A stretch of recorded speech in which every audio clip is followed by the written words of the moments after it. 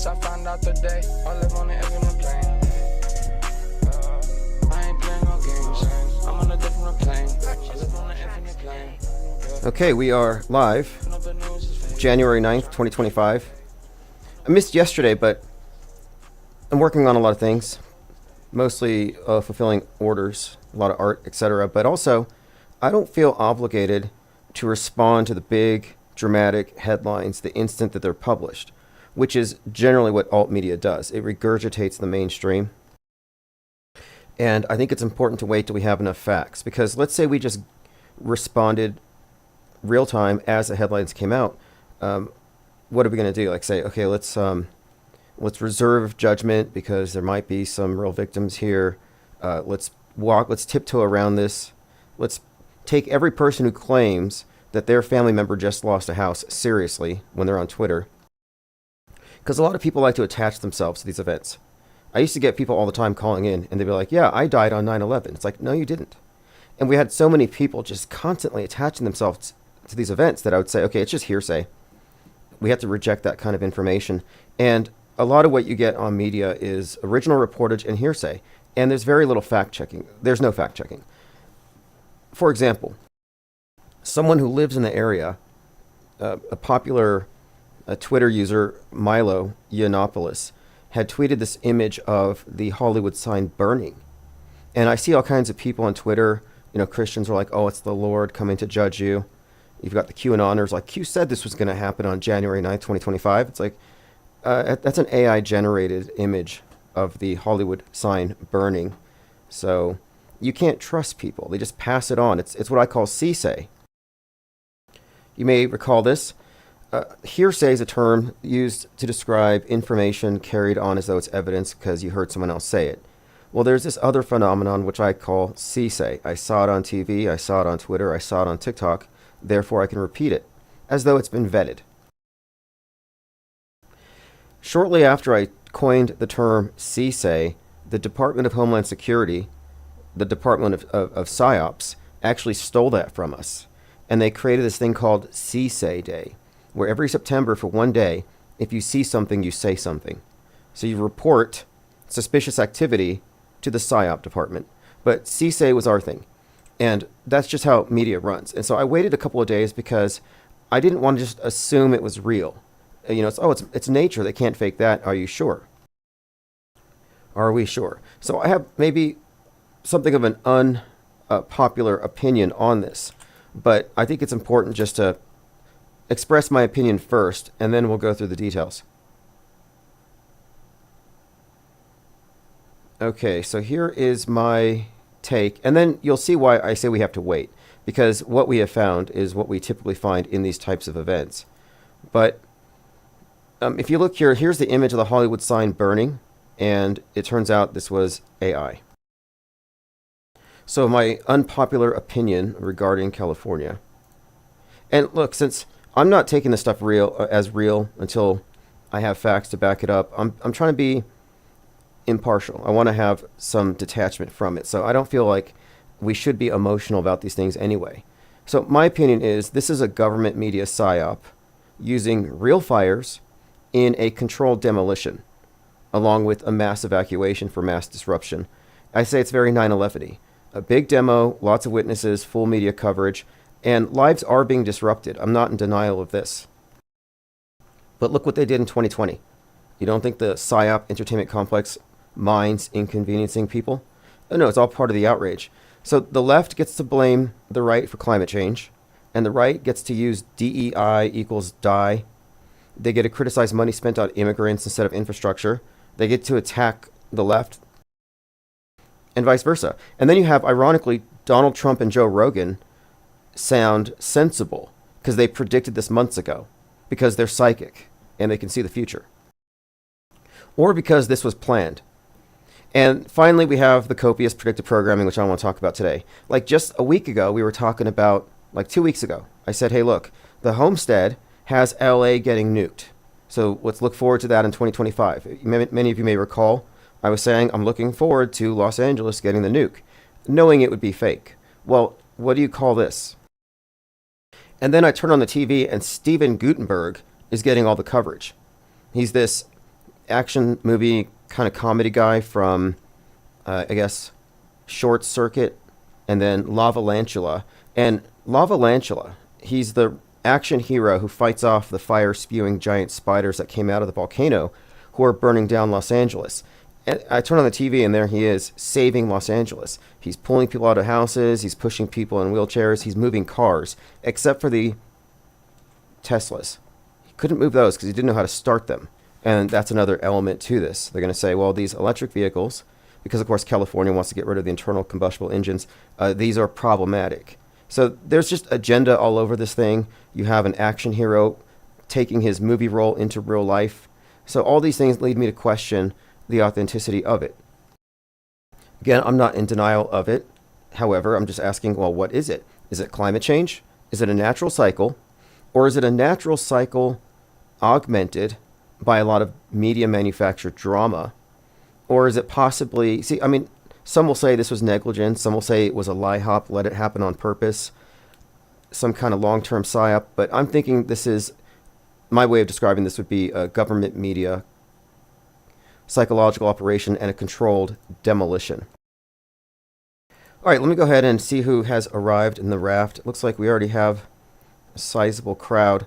We are joined by Zin Velis, Gondella Wish, Doggy Style, Roxy W, AJ206, Lane Dion, Isabel Ann.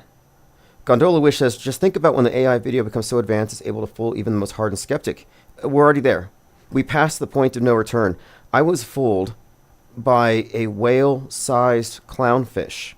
And I've been looking at news critically for years. I've been warning people that, hey, you can forget about the lies they tell and the fake news where it's just like political bias or rhetoric, but now we have to deal with a whole new category of lies, the visual lies. And this is why CSAY needs to be defined. Because the visual lies are so good that you can't even process it as a critical thinker, like you can rhetoric and sophistry and logical fallacies. No, because this is something that just looks real. It's processed as real. So they kind of have a backdoor to our mind by lying to us visually. And like I said, they smuggled a whale-sized clownfish into my subconscious. I now believe in those things. Joined by the Pox Bottle, Esteban, Armin Ree, N.A. Literalist, Let's Go, Till, K-K-I-N, just glad to see. Yeah, I'm trying to maintain a nightly schedule, by the way. And ideally, it'd be early morning and evening. Like, I do intend to get there. It's not like we don't have the content. And I would like to spend the mornings working on this docu-series. And I just released the first one a few days ago. What's up, Tim and Vic, X322, LAC. Okay, let's go ahead and go through the most important topics of the day. So I have this thing called the Infinite Plane Radio Points of Interest. Just go to insider.online, which is the future site, or the present site, but the site of our future tabloid. So why the final experiment failed. Let's talk about this first. Why the final experiment failed. Then we can talk about Jimmy Carter's funeral, where Trump and Obama were yucking it up, which has really confused the QAnoners. Because the QAnoners believe that Obama tried to get Trump killed. And now here's Trump and Obama laughing and having a great time. And then Melania's there with this bizarre dress that has a huge collar with like a picture of JFK making out with Marilyn Monroe, which has people thinking that Jimmy Carter and Rosalind Carter are actually just JFK and Jackie in disguise. I mean, it just gets convoluted. Other people have noticed that Alex Jones doesn't look the same, and they're asking questions. What is it? Is it AI Jones, as I said? Is it Ozempic Jones? Or Beauty Filter Jones? So we may look into that. Jeranism posted a statement. He's not a Flat Earth cult member, but that doesn't mean he's a Gloober. He's just not a member of the cult. And then others have noticed that Trump's ear has miraculously healed. This is an image of him from the funeral. Again, this is Trump's ear. It's amazing how it looks like it was never hit with a bullet. I mean, what caused that to heal? Anyone have any guesses? Thoughts and prayers, maybe? Never brings back dead school children, but Trump's ear, that's a miracle. And God did deflect the bullet. It would have hit him in the head, but God intervened. But he didn't stop it from hitting the fireman, according to most people. The people who say Trump was saved and God told us because it was 6:11, a reference to the armor of God, Ephesians 6:11, they don't explain why the fireman didn't get the benefit of the armor of God. He died so Trump could live. I mean, how does that work? Anyway, I've also noticed a lot of religious people saying that the fires in Los Angeles is judgment from God. So that's interesting too, because this is what I always talk about, this split, where traditional worldview is going to blame, or rather attribute the cause of this thing to God. And they're going to blame the left, the corrupt liberals in California. So that's God punishing them. And then the liberals will say, no, it's the right-wingers and their climate change and their SUVs and their fossil fuel addictions. They caused this. So each side gets to blame the other. But their God construct is meting out the justice, whether it's Gaia and climate change, or I guess you would say negligent sabotage and corruption in government that put water into identity politics and open borders at the expense of leaving the fire hydrants empty. So it's another one of these, what I'd call a bifurcated psyop, where it doesn't matter, really, for the most part, what your opinion is, as long as you accept the premise that this is an unnatural event. Lean Dion says, CC, Corey Compensator. Trump didn't even say his weird. Yeah, that's surname. I remember Trump was kissing the helmet, the fireman's helmet. And people will say, well, Trump has staged the event, but that they faked his ear wound, but they really killed somebody.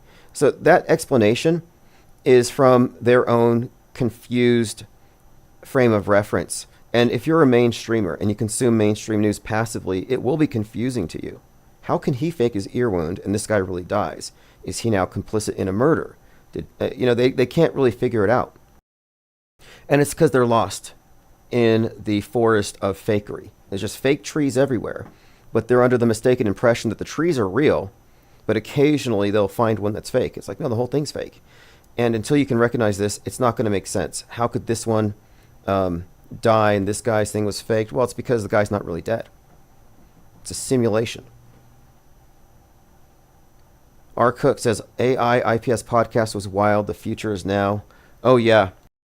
For those of you who heard that yesterday or who missed it, I put part of it on yesterday's live stream. Basically, it's this tool which will analyze any text and then break it down in the form of two podcasters talking to each other. And if you buy the premium version, you can mix it up with accents, rate of speech, and you can kind of make it, but it sounds real. It sounds like NPR. It's like maybe NPR has just been AI bots this whole time. Gondola Wish said, why were there not any mysterious envelopes at the Carter funeral? What's up, P. Trippa? Thank you for joining. Well, let's go ahead and go through the list, because there's just too many things here. And first of all, let's deal with this, because there's this kind of consensus among the top tier flat earth channels. So for example, Mark Sargent put out this video today where they're more or less, I would say, chastising the conspiracy theorists for not walking lockstep with the final experiment. So let me play part of Mark Sargent's rant against Will Duffy, and then I'll explain why I contend that the final experiment was a failure. So let's start with this. Mark Sargent posted Nothing Gate. I'm glad it was them instead of me because it looked miserable. Now he has a lot of vitriol aimed at Will Duffy. He never really, look, I don't know what to say about this, how they're able to tap dance around this 24-hour sun, but I guess it's because it's kind of true that there isn't really a flat earth model outside of this dome with the one sun thing, but they're kind of abandoning this. I'm not really sure. I mean, it's kind of confusing. Like what is the position? Are they modelless, which is what they should have been from day one, which is where we have been from day one. This idea of a flat earth model has always been nothing but a straw man, and I think it was designed this way. But listen to what he says regarding Vapegate, which now he's saying Nothing Gate because they want us to stop talking about it, which I understand. The Vapegate thing is funny. Is it valid? I mean, I don't know. That's the problem. There shouldn't be any doubt. And the fact that they're responding to doubts with this pressure campaign to change our opinions just makes me doubt it even more. But let's take a listen here. My wheelhouse. In short, I support the team and their efforts. I'm glad it was them instead of me because it looked miserable. And I'm happy everyone returned safely so that they can continue their fight for truth, which is what everyone else should be getting back to. The end. There you go. It's my rant. Hopefully it was clear enough. DJ rant. And there's Deep Inside the Rabbit's Hole next. So I kind of listened to it for a little while, and basically the idea here is we should all just agree to not talk about Antarctica and just accept that the experiment was real. And I don't really think that's a valid approach. I think we need to be skeptical, especially about information that is really such a plot twist, a game changer. I mean, it really changes the trajectory of the whole conversation. We should be slow to believe anything. Because if it is in any way some kind of misdirection, it has to be coming from the same agency that fakes space itself. So you can't take these things too lightly, too flippantly. And I'm under no obligation to believe anything. I'm kind of shape ambivalent at this point. And if that bothers somebody, really, it's on them. There's this, like I said earlier, I'm not in a rush to believe stuff because there's almost like a expectation that you believe it as soon as it's published. And that's what I call passive news consumption. And I think it's better to remain skeptical. Tim and Vic says, wonder if the final experiment is what's going on at the recent spat of news phenomenon. Luigi, drones, fog, domestic terror, now the LA fires. Well, it hasn't received a lot of media coverage. Like, who's covering it? Like, literally nobody. Isabel Ann says, Robert Edward Grant is live from Antarctica, not the same vibe as those clips you showed of the final whatever. Yeah, I looked at some various clips, and I'm of the opinion that the final experiment looked like The Mandalorian. Like, I felt like I was watching like a Netflix show. Like, it looked like a sim to me. But that's just me. I was fooled by a whale-sized clownfish. So don't trust what I say. Armin Ree says, remember Sargent's FE model implied a game simulation? Well, when Sargent started out, his site was called Enclosed World. From the very beginning, he said it's an enclosed world. It's a closed system. He reiterated this. The dome, it's enclosed. And I said, no, we need to start with the premise that it's open until proven closed, because the globe is a closed system. The dome over a pizza is closed. But I'm thinking here, maybe the question isn't about shape, but it's about open or closed systems. And what I've arrived at is that we do exist in a closed system of information, and that's what needs to be exposed first. So let's go ahead and get into why the final experiment failed. The article is called Burning a Straw Man in Antarctica, Why the Final Experiment Failed. And you'll see, if I have a graphic down here, of a group of globe heads, or individuals with globes on their heads, burning a straw man in Antarctica. Here's a link if you want to subscribe to that blog. It's timosman.substack. It's different from the IPS one, which I use for archives and notifications. A lot of the stuff that I end up publishing in print and stuff that will go into the tabloid goes first on this blog so I can get some feedback. Okay, burning a straw man in Antarctica. The final experiment failed because it only addressed a straw man. It destroyed a flat Earth model. The flat versus round debate pitted a false model against a false model. The flat versus round debate neglects to address the CGI elephant in the room. Special effects, movie magic. No debate about a complete model is valid unless it includes space fakery. The Gloobers pretend like there's no such thing. And the flat earthers fall into the trap of trying to out-science them at the ground level, where the question of space fakery is never brought up. NASA's fakery is, for some reason, it's separated from the news in general, but they're part of the same fake news generation machine. It's like, what's the difference between faking a terror attack and faking some phenomenon in space? It's the same thing. It's the same fakery department. It's all coming to the same thing, which is world view shaping. I think one of the reasons why they need us to believe in space is because World War III is going to involve space wars or something. Space junk has become a thing as well, space environmentalism. But anyway, if space travel has been a movie magic trick, if they've used any special effects, and many of us have been talking about this for some time, it's being done for propaganda purposes. And if that's the case, if space itself has been falsified, then you can't say you have a complete model. I mean, even the flat Earth dome isn't a complete model, because what's outside of it? What's below it? There isn't any answer. And what I'm saying is that if space, as it's been presented, has been faked to any degree, then you cannot say that the globe constitutes a complete model. Even if it matches all of these observations, it's still incomplete. We need more information. So until we can see past the cartoons and the CGI, I'm not forming an opinion. I will be shape ambivalent. So then I add on here, the final experiment could have hired a team of video special effects professionals to examine hundreds of hours of video content from the ISS and the spacewalks for the cost of one ticket to Antarctica. And I tweeted at him, I said, imagine if Will Duffy, creator of the final experiment, did another experiment to test whether the ISS is a movie set. Because if he put the same money and effort into debunking the space station that he did into debunking or burning a flat Earth straw man model, the ISS TV show would have been canceled by now.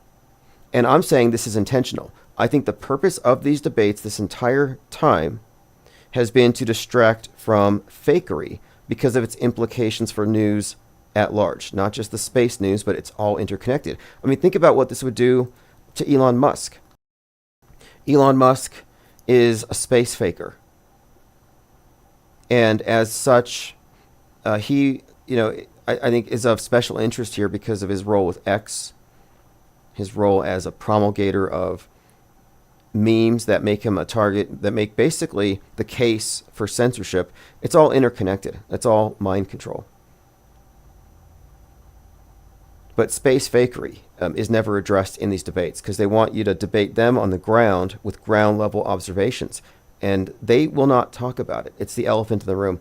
So I'm saying here that what we really need to do is have a group of video editors, special effects professionals, analyze and give their expert opinion on various clips.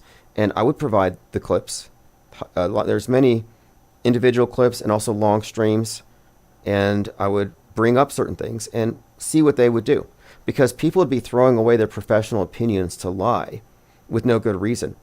For example, the shadow of the ISS that's been evident on many ESA live streams, alleged live streams. These are just Smudgegate. If you haven't heard of Smudgegate, it's basically this. When the ESA was live streaming from the ISS, oftentimes you would see a shadow of the ISS on the ball down below. And I did some research on it, and it wouldn't be possible for something the size of a football field, which is mostly empty space, the ISS is mostly just tubes, to have that 250 miles above the surface of the Earth and cast a shadow at all would be impossible. It just wouldn't. I mean, there is technically maybe a shadow or some blockage, but it wouldn't show up. And what you saw in the video was a black spot that tracked with the ISS. And it was only when the ESA did it. None of the other agencies did it. But something like that is evidence. It's a digital footprint. Somebody tampered. This is an embellishment. And anybody who knows anything about editing would not be able to deny it. And that's what I want. I want some objective analysis because I showed this to Red's Rhetoric, who's a big-time globe defender. And he's like, it's just a smudge on the camera lens. A smudge on the camera lens. For one thing, it's not a camera. It's not a physical camera. It's a camera view within a simulated environment. That's one of the things that it obviously gives away. But another thing, this smudge only appears at the ESA, and it has been there for years. Diana Sal says, how about the guy who did September Clues? Yes, September Clues, Simon Shack. Very good content. And there's quite a lot. I might do a deep dive on 9/11, but to me, 9/11 is ancient history. Sandy Blank is ancient history. These things are irrelevant because the people who focus on these see this as a gotcha, like, oh, this exposes the system. It doesn't. These are limited hangout operations. They've been rendered useless. They've been co-opted. It's like it doesn't take a rocket surgeon to say 9/11 was a conspiracy. But what do you mean by conspiracy? Some people mean, oh, this group did it. No, that group did it. But very few will say the whole thing was just a movie production. And that's the truth of it. Stanley Kubrick directed 9/11. That sounds insane to people who are mainstream media fundamentalists, total believers. They can't contextualize it. Again, like they can't explain away Trump's fake ear wound alongside a dead fireman. They can't figure it out. But it's because there's no platform that investigates these things. And by investigating, I just mean asking questions. If Trump's ear wound was fake, what can we then infer? Well, I think it would therefore mean the Secret Service was in on it, which means that the Secret Service agents that were acting clownish likely did so on purpose to stir up the right wing about DEI being one of their reoccurring themes here. It would also implicate many of the people behind Trump as being in on it, including the fireman and his family, and the funeral home and the agencies involved. So we're talking about top-down psychological operations. It's not like Trump did a magic trick to score some sympathy votes. No, this is actually a historic event, a manufactured event that both sides acquiesce to. What's interesting about this is I was putting together for the IPS Deep Dive #1 on Trump's head wound predictive programming, and I was looking into the background story to the movie Machete, where the Senator McLaughlin, who's very Trump-like, is giving an anti-immigrant speech when he's shot just like Trump was. We've made these comparisons. But in that case, it was a staged assassination to get him reelected. It was meant to fail. So it was a staged assassination attempt, and what they did was they shot the patsy, and then they shot the senator in the leg. So a lot of people who think that this was a deep state operation think that the patsy was killed, and this is the idea, is that the person who's doing the shooting was just sort of a dupe, a patsy, like Oswald was said to be a patsy. But I'm saying these are actors. But anyway, in that movie, he actually stages his assassination attempt, and that's another correlation. So the guy getting his ear shot, the very substance of the speech he was giving, and the fact that he was staging it to get reelected, all these things align. Salty Siren says, I'd love to see a truther challenge Trump to make propaganda illegal again for funsies. Sadly, truthers are addicted to propaganda. They are propaganda mules. They are essentially agitprop super spreaders, and they don't vet it. They're like, oh, look at this. There's a image of a burning Hollywood sign, and then they run with these stories. Okay, so let's move on. Yeah, they burned a straw man in Antarctica, and my main contention is that since they don't talk about special effects and they don't care to debunk these things, they're not on your side. They're not trying to expose anything. I mean, just consider the implications of this. If you have a committed team, as I'm suggesting we start here, systematically going through ISS footage, analyzing it as though it could potentially be faked with expert opinions, it would turn up something. And what it would turn up is malfeasance. Billions of dollars going to propaganda. To me, that is almost a death blow to the PSYOP entertainment complex. Anything that can destroy their credibility at that level. I mean, think about a 23-year PSYOP, and it implicates all the different governments that are a part of the space program. I mean, if you really want to aim for the top of this thing, the eye in the pyramid, just poke it in the eye, take down the ISS. You're not going to debunk the globe. You're not going to debunk the moon landing to the believers. But the ISS is their Achilles heel, in my opinion. Okay, let's move on here. So the final experiment was a failure. LA, Apocalypse delays Fallout 2, Apocalypse Sci-Fi. So let's get into some of this predictive programming stuff. and concurrent. And here is an example. Mike Harris tweeted, and this is so funny. His Twitter account is called The Good News. I believe this is not just random fires. I honestly believe this is God's judgment. People will soon realize that God is real. Okay, so while they're burning, and their pets are dying, and they're choking on smoke, and they're abandoning their homes, then they'll believe in God. That's the good news, okay. So I just said, your God is a psychopathic projection of your own unexpressed hatreds and fear. You want people to die so you can feel righteous. The fire pleases you. And that's true. It's no different than like the Westboro Baptist Church, like God sent the shooter, thank God for 9/11, where they see this as evidence that they're right, and they're hoping that it convinces you. I mean, it's a little sadistic, if you ask me. Post-apocalyptic TV show production paused due to LA fire apocalypse. Fires that have been described as, quote, apocalyptic by experts. Experts use that kind of terminology. It's not even the worst fire in their history. Are raging across the Los Angeles area, forcing the shutdown of film and TV productions, including the post-apocalyptic series Fallout. Now, this ties in with the Homestead.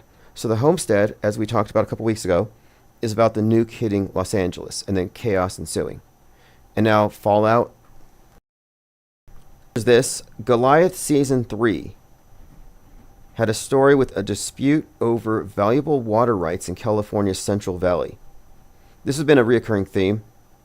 Watch the third season of Goliath on Amazon Prime, said Divergent. The same exact things in their script. No water in LA, stolen, and a corrupt POS LA mayor. And you've seen how Governor Newsom's been called out, and they've called out a few people. Other shows are affected as well. And then here's a picture of Donald Trump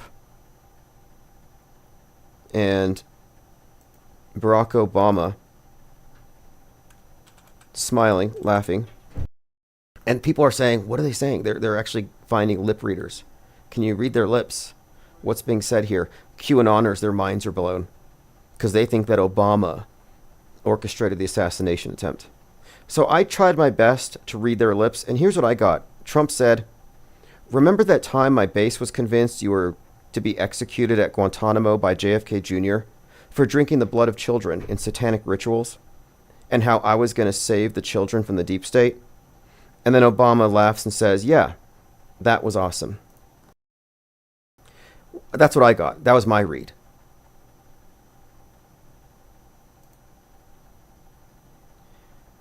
What do we have here?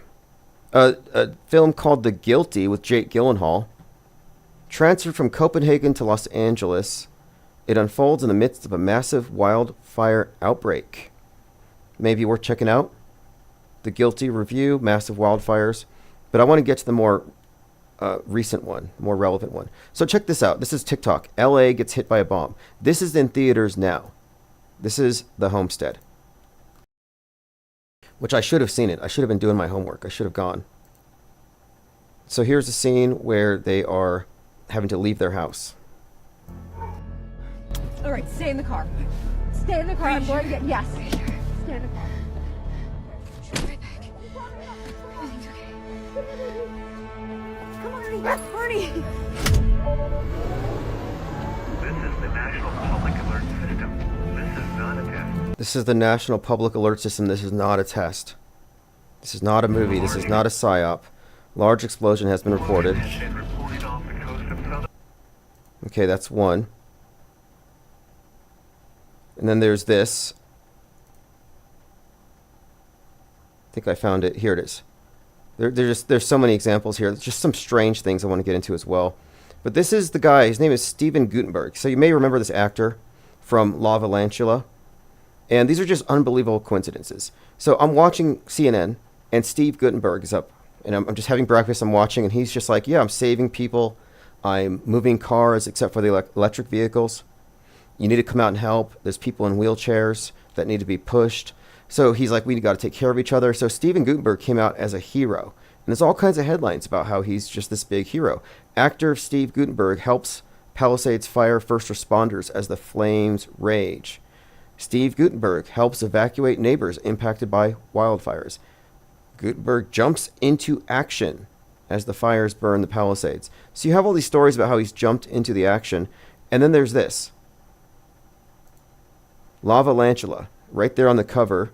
And behind him, LA is burning. So Lava Lantula, if you haven't seen it, I'm sure most of you have. It's about this volcano, this ancient volcano that erupts. And out of it come these giant tarantulas that spew lava. But I'm just saying, he plays the role of this savior in Los Angeles, and then he does it on TV in the news. This is like, again, life imitates art, or is it psyops imitate art? An ancient volcano erupts in the Santa Monica Mountains, spewing out gigantic fire-breathing spiders that wreak havoc on Los Angeles. And Homestead, a nuclear bomb is detonated in Los Angeles, and the nation devolves into unprecedented chaos. Ex-Green Beret, Jeff Erickson and his family. So it's got a Green Beret in it, which is kind of interesting for a different reason, which we'll get into here. But Homestead came out over Christmas, and I said this is going to foreshadow 2025. So it didn't literally get a nuke, but the appearance of it, the chaos of it, it certainly is mirrored. Speaking of Green Berets, there's been this talk that the Army Green Beret who blew up the Cybertruck in front of Trump Tower got his ideas from AI. They're saying AI helped him. They're also pointing out other neo-Nazis are using artificial intelligence to learn how to take down the grid. But I think it's interesting that he's been identified as having he's a Green Beret. And I'm like, this is interesting that a Green Beret goes after a CEO. And Luigi Mangione, also a Green Beret. Not literally, but Luigi with the green hat. So there's this green hat theme. And we kind of alluded to it. How it maybe even ties into the symbolism of the green hair on Joker, the chaos agent. But it's a reoccurring theme. Here's what the QAnoners are saying. So I'm just going to read this. Not even the noners. This is like, I don't know. Some of these individuals aren't like openly noners anymore. Because they know it's trash. But they still kind of run with these stories. No one on X is telling you that there were massive fires where the elite pedivores live. Goes on to say, I lived in LA, I saw it with my own eyes. Why have areas of LA where the elite peds have gone up into flames, burned both times Trump was elected? I'll leave you with a statement. There are underground tunnels and facilities in LA under the homes of the elite peds, and they're connected to other homes with other peds. This just sounds insane. Anyway, I get a lot of these things in my feed, and I accuse this person of engagement farming off the suffering of others, which is what it looks like to me. I get into these back and forths on X all day, sort of little debates. Like Stu Peters. Here's Stu Peters. He says, this was caused by weather-modified geoengineering fires. Fires that were geoengineered, just like Maui, Hurricane Helene. It'd be great if we can go a few years without the government trying to kill us en masse. So there's Stu Peters. There's an opinion that is the mirror of Greta's opinion. Like, you could just say, oh, this is climate change. It'd be nice if we could just go a few years without the consumption of fossil fuels triggering these reactions from Mother Gaia. What's the difference? What's the difference between Gretaism and this fear of secret weather weapons? It's just absurd. And it's people like Stu Peters that are responsible for conspiracy theorists calling in death threats to meteorologists because they think those guys control the weather. And by the way, Stu Peters dies in the madness. In the #1 Amazon show at the time that Luigi came out and shot the CEO, that whole thing foreshadowed the Luigi thing, the CEO getting killed and everything. But the neo-Nazi who gets dismembered at the beginning looks just like Stu Peters. Not a coincidence. But his role is more like that of Nick Fuentes, who was then targeted by an assassination attempt. So it's relevant here.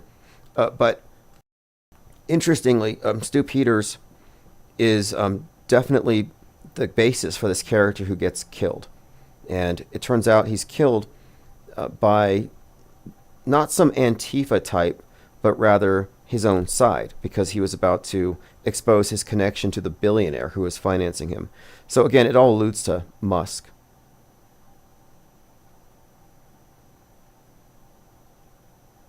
All right, let's continue. Now, this isn't new, but this recently came to my attention. The first person in the UK to catch the H5N1 bird flu strain, his name was Ellen Gosling. Ellen Gosling. And of course, a gosling is a baby goose. So that's kind of coincidental. Ultimate sent this to me. I haven't investigated it yet. He said, apparently the agent who found the passports on 9/11 was the father of a Parkland shooting victim. So that's good to know. The inner connection between these various PSYOP actors. It's another interesting topic. So here's some more information on that.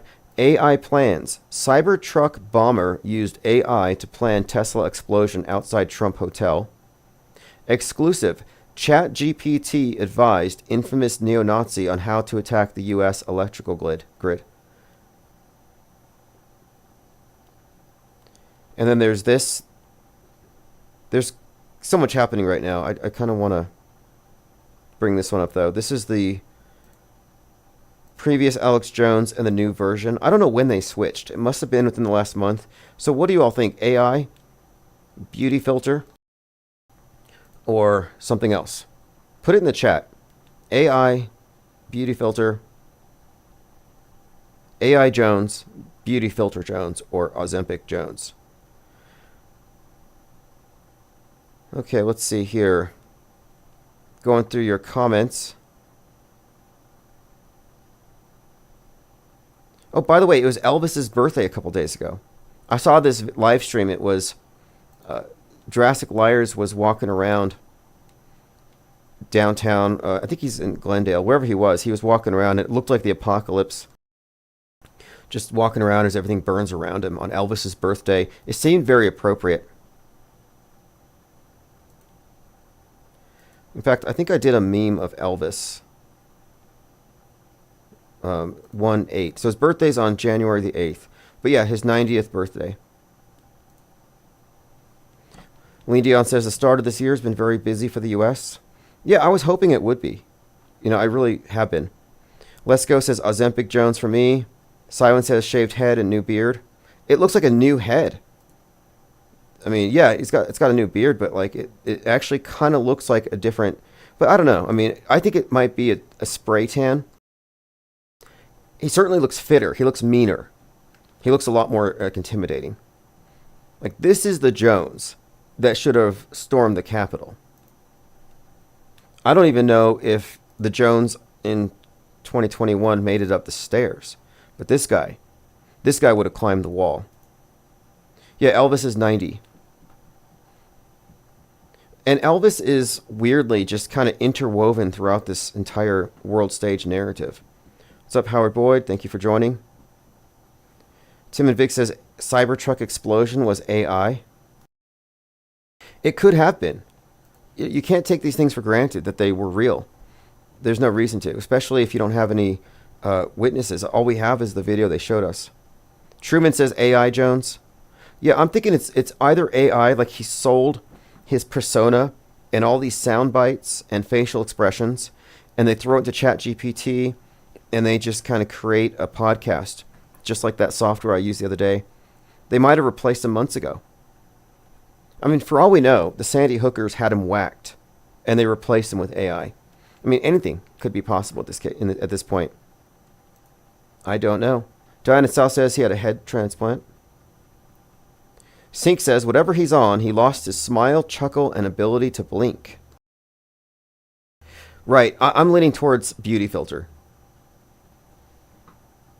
Plain Dakota says, Joe Rogan told me it's still Alex Jones and not controlled opposition, so I'm going to outsource my thinking. Well, I think it's notable that Joe Rogan and Trump were talking about California burning like months ago in detail with specificity. All right, let's continue. So we talked about Trump's miracle ear. And if you haven't seen the first IPS deep dive, I would recommend watching it. And if you have recommendations for number 2 or 3, let me know, because I'm working on a couple now.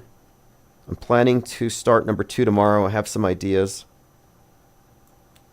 So I'm somewhat challenging Will Duffy, creator of the Final Experiment, to go after the ISS as hard as he went after the Flat Earth Pizza Dome model.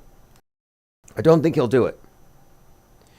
Let's see. Should we make Canada the 51st state? So here's Trump. I mean, he's in this strange phase where he's like, Panama Canal, rename the Gulf of Mexico, and take Canada, take Greenland. First state of the United States. It's like conquest. The leader of the Conservative Party in Canada said, under no circumstances will it ever be the 51st state. Maybe he won't win, but maybe he will. I don't Point, you had suggested. Listen, I don't care what he says. But Sir Lopez, you said you were considering military force to acquire Panama and Greenland. Are you also considering military force to annex and acquire Canada? No.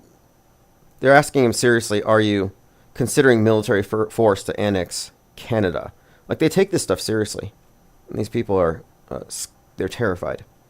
Now, I like the idea of renaming the Gulf of Mexico to the Gulf of America, because you wouldn't have to work really hard on that one. All your globes and maps, you just have to change the X to an R and the O to an A. Very easy. A little bit of whiteout. Isabel Ann says, maybe you look like that after you eat your neighbors.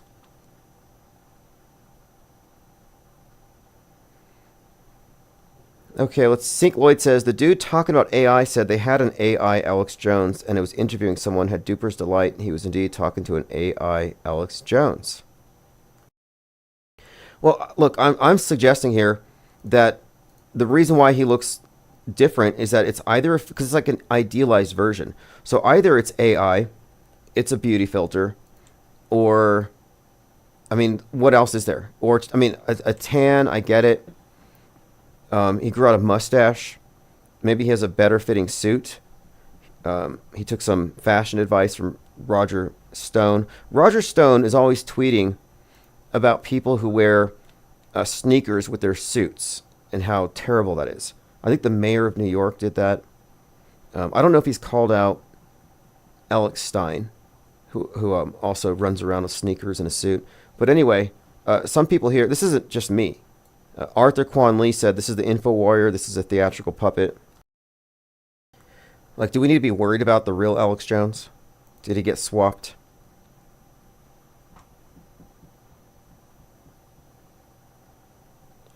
Ollie Goering says, I don't care about the Panama and Canada, the Greenland thing is yummy. Well, isn't Greenland where they fake Mars? I think that's it. I think Greenland is where they fake a lot of the Mars bases. They're Mars simulations. Okay, let me go through my Twitter feed here, and I'm going to open up phones in just a moment. So if you follow me on Twitter, it's IPS Insider, and phones are now open. It's 505-510-4226. Open topics. We've been getting a lot of first-time callers. In fact, I heard a video the other day, and the person who posted the video, and I'll try to find a link, had been asking the question, what are we going to do with this information? And I was mentioned in the context. Like, here we are determining certain things about how we're consistently being mandoozled. We have the Ministry of Truth. We live in 1984. And he's like, it's 2025. Is there a change in direction needed? And so it's an interesting question. Like, do any of you feel obligated to use this information for the good? Or is this some kind of entertainment? Is it conspiratainment? And I would argue that truthers in general are essentially seeking after truthertainment. They want the things that are clickbaity. They like the idea that the UFOs came down and set Los Angeles on fire. They like the idea of blood-drinking elite and secret tunnels beneath Hollywood. That stuff really engages them for some reason. But they're not really into the truth. They're into truthertainment. So what we're doing here, it's entertaining because it's intriguing. It's thought-provoking. I look at this as a game. Actually, I've been reading this book for a little while. Probably finish it this week. The Glass Bead Game, Herman Hesse. And I kind of liken what we're doing to a game in a way.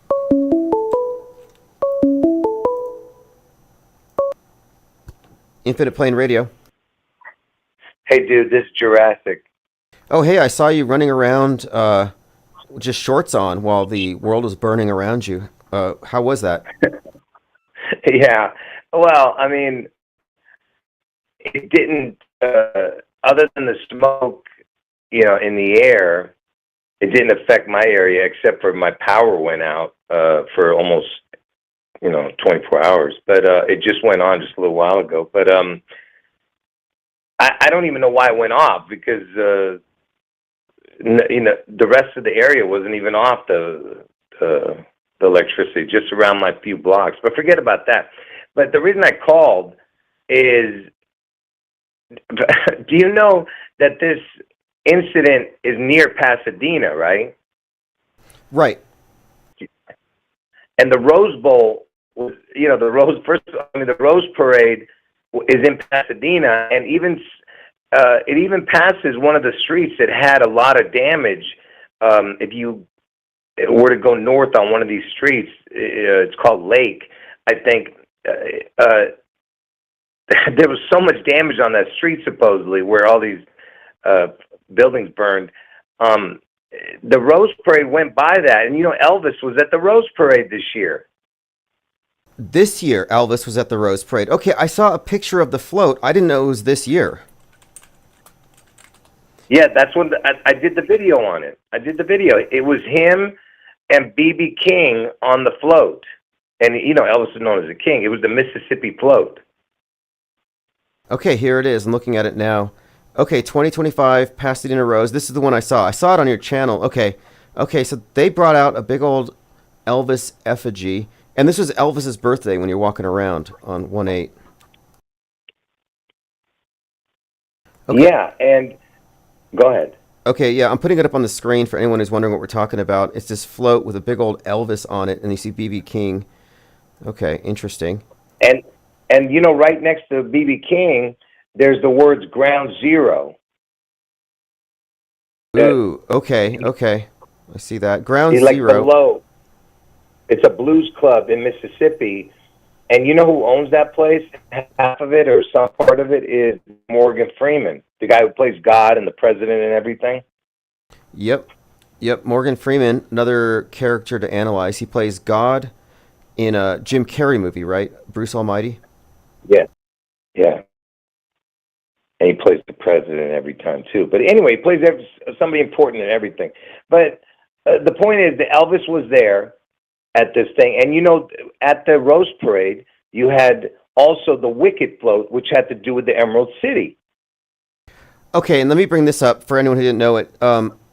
The Wizard of Oz movie that just came out, Wicked, it premiered on 11/3. And 11/3 has a lot of significance to the Seattle narrative. But at the end of the movie, and it's a 2-part movie, so that's only part 1, it ends where the witch EMPs the Emerald City, and Seattle's the Emerald City. So there you have the connection with the nuking of Seattle, Ground Zero, as you mentioned, B.B. King, and then Elvis. And isn't the witch El Papa, or is that the one? Elphaba. Yeah, Elphaba is the witch. Is that the witch? Yes. That's the one. She's born on Elvis's birthday, right? Okay, so let me bring this up. So the witch's name is Elphaba. And the actress that played her in the new movie, I don't know yet. I'll have to look into that. But her name is Elphaba Throp. But I don't know about the birthdays. Let me go ahead and see. Okay, so Elphaba in Wicked is played by Vanessa Evans. So let's take a look. So Vanessa Evans' birthday is...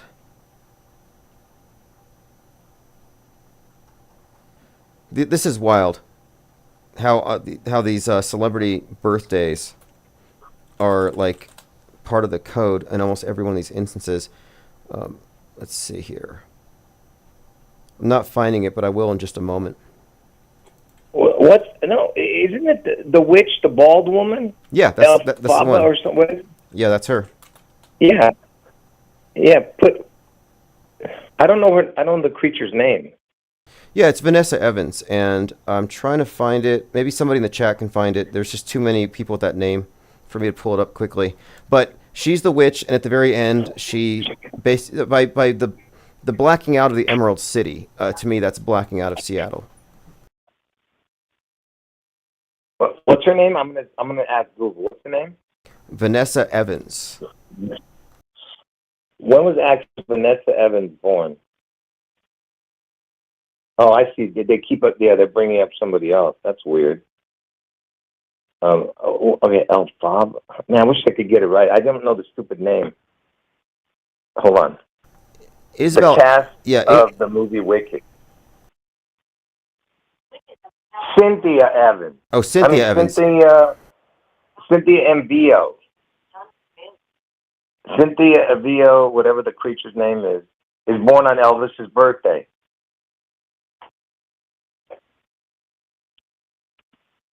And I meant to bring up David Bowie, who also has Elvis's birthday, and posthumously releases Black Star, which has a ton of stuff in it worth looking at. But of course, the Bowie Elvis connection. Yeah, because Elvis is the Black Star. Exactly. Yeah, Elvis is the Black Star. He had the Black Star before Bowie did. They changed it to Flaming Star, the movie and the song. Right.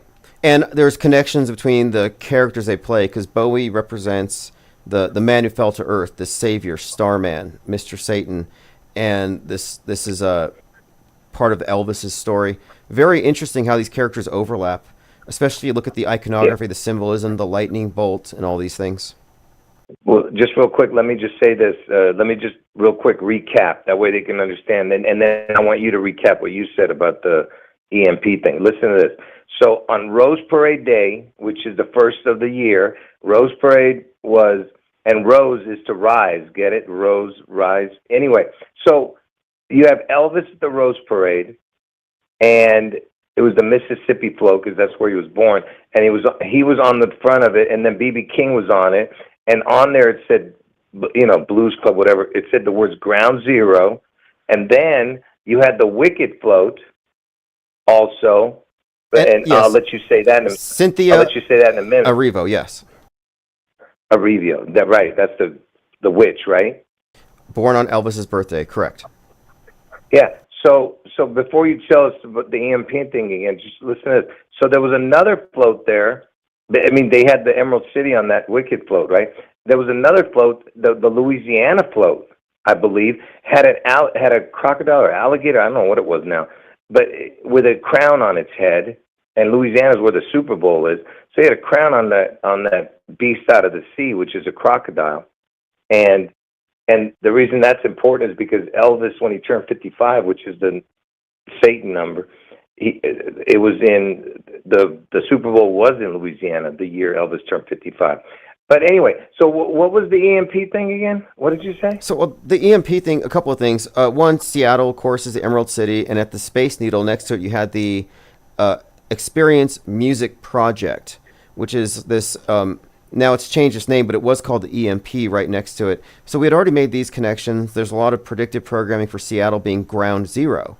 So it's interesting that this character this actress plays the witch who blacks out the Emerald City, and Wicked came out on 11/3, and 11/3, 3/11 have been correlated in many instances of predictive programming with Seattle being Ground Zero, which it was on 3/11 for the pandemic.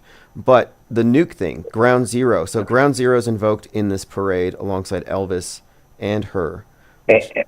Well, that's a big deal because you're telling me the witch blacked out the Emerald City and the witch is born on January 8th. So that's a big deal, man. Yeah, it is. It is. Right yeah, there. Exactly. And her name, Elphaba, might tie into it because the whole EL thing. And so I think, right. There is a strong set of links here, definitely, because the Emerald City is. For the people who don't know, before we get into the Pasadena thing, let me just say this again. For the people who don't know, I'm predicting that on June 11th, Washington State is going to be struck, and they're going to crack the place in half. So you got to get out of all of Washington State, especially all of the west side and the water area, before June 11th. Anyway. So Elvis was at the Rose Parade this year in Pasadena with that stupid float. And then what happens? It's right there in Pasadena. You have all these fires and everything burning, you see. And it started with Pacific Palisades, which is the PP, which I know you guys don't understand that. But the PP is the Antichrist reference, just like the TT, the double cross. But people don't understand unless you watch my videos. But I'm telling you, this is not a coincidence right here, man. That was unbelievable that all this stuff is raging. And now they're talking about that it could cut off power if it goes up into those Mount Wilson. I'm not sure because my TV was off for all this time, so I'm not sure what's going on. But it just, my power just came back on a few hours ago. So, in your opinion, are we looking at natural fires, climate change, or some kind of government media psyop that involves controlled demolition? Well, I mean, for sure that the houses are on fire. We know that for sure. We know for sure that people have to get out of there, and I'm sure that 90% of the people have no clue what's going on. But obviously, there is some shenanigans going on. We know that. There's no doubt that there's just no way this is a coincidence because you're having all these, and now they're talking about like 10 different fires they're talking about breaking out every which way. They're not even close to each other, the fires. Right. You know? Yeah, exactly. Like I look at You this as can't have all these. this. I don't think this is anything short of some kind of planned, controlled demolition, and they don't care what kind of inconveniences it causes for the people there. But there's just too much in terms of predictive programming. There's a movie going on where LA gets nuked. You have the Joe Rogan and Donald Trump talking about this as a problem before. So to me, this is a major psyop. It's a climate change psyop. It's an anti-government psyop because the state failed. This is a multifaceted operation, but it doesn't detract from the fact that people are being evacuated en masse, and it's a hugely disruptive event. Oh yeah, it's yeah. If I had a car, dude, I would drive out that way and show you all the damage. But I mean, I don't have a car. But just real quick, at that Rose Parade, you know, they always have a Grand Marshal every year. The Grand Marshal was Billie Jean King. You have to see that's another connection, and that creature is born on JFK's death date, 11/22. Oh, that's interesting. You know? Okay. Yeah, so there's a lot of connections here going on, but you know, we're going to see a lot of predictive programming. But it's just interesting that there was the big news story January 8th was all these, fires around here, Yeah, absolutely. Well, I'm glad that you're able to call in and give us your take on it because you're very close to the scene. Yeah, I'm surrounded by the fires, actually. It's all over the place. But anyway, yeah, so far so good. Anyway, all right, bro. I'll talk to you later. All right, appreciate the call. And we have a commenter in here who says number 55. The number 55 is something that is derived from adding the numerical value of the letters in the name Satan. And interestingly enough, you mentioned I-55 in your comments. And after the Rodney King style beating and then subsequent death of Terry Nichols, there were riots that shut down I-55, and it was the 55th year since MLK's assassination. MLK Jr., his daughter, attended the protests and then the shutdown of I-55, and then they went to Mason Temple where MLK gave his final speech before he died the next day. And then on 4/4/2023, the 55th anniversary of the shooting, Trump was in jail. But the number 55 was very prevalent in the first half of 2023. You had Jamie Foxx at 55 who died, seemingly, and then came back to life on set. And then there was rumors he was cloned, and then they cloned Tyrone came out. But at that time, we had noted the significance of the number 55, and it was consistently being used to reiterate this crown or the headshot, the martyrdom, Martin Luther King. Even while the protests were going on that shut down I-55, a chunk of the sun fell off at its 55th degree latitude. But I think these numbers are interesting whenever you discern a pattern, and it's some kind of code. I find a lot of interesting code having to do with these various martyr psyops with variants of the name, like Tyree. They cloned Tyrone, I mentioned. You have the actor Terry something, or the character Terry in Rebel Ridge. Trayvon Martin, Trey. These are all names that correlate to the ritualistic fake deaths of these various psyop martyrs. Tim and Vic said Cybertruck applied for its patent on 116. Yeah, there's a lot of stuff with 116, which is consistently associated with the right wing, with the nuke in particular. If you remember Oppenheimer, he's wearing the K6 badge, and the film itself, Christopher Nolan's film, was 11 miles long, 600 pounds. The 11.6 thing got them underwater on 11.6. It's like an inverted 9/11. And in an analogous way, the 9/11 represents the external threat, the terrorists coming in from without, whereas 6/11 is always referencing the internal terrorists, the domestic violent extremists from within. McVeigh executed on 6/11, for example. Not trying to get too deep into the numbers, but they are here. It is a part of the occult language. And, you know, the scripting, the story, the narrative building is there. It's multimodal. Some of it's visual, some of it's in the numbers, a lot of it's color, too. Remember all the color coding the year that Barbie came out last summer? And Barbieheimer. And the correlations between Barbie and the nuke. These are some fascinating subtexts. And these subtexts apply, or they can be discerned, if you look at media as a monolith and don't look at it as compartmentalized. Oh, this is news, this is politics, this is entertainment, this is celebrity. If you recognize that it's all centrally directed, you can discern these deeper subtexts.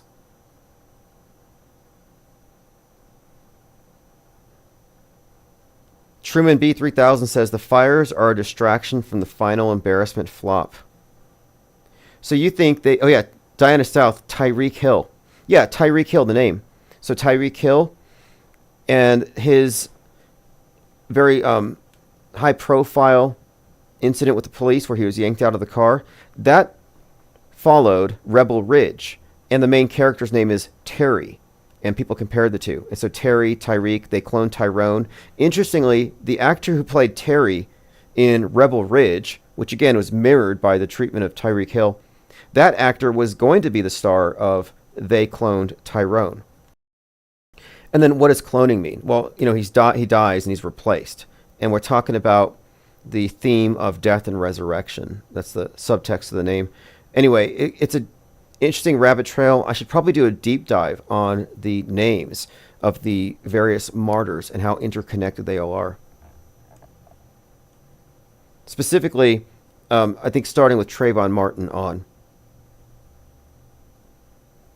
Tim and Vic says Terry Todd, the guy who played Candyman, died on 11/6.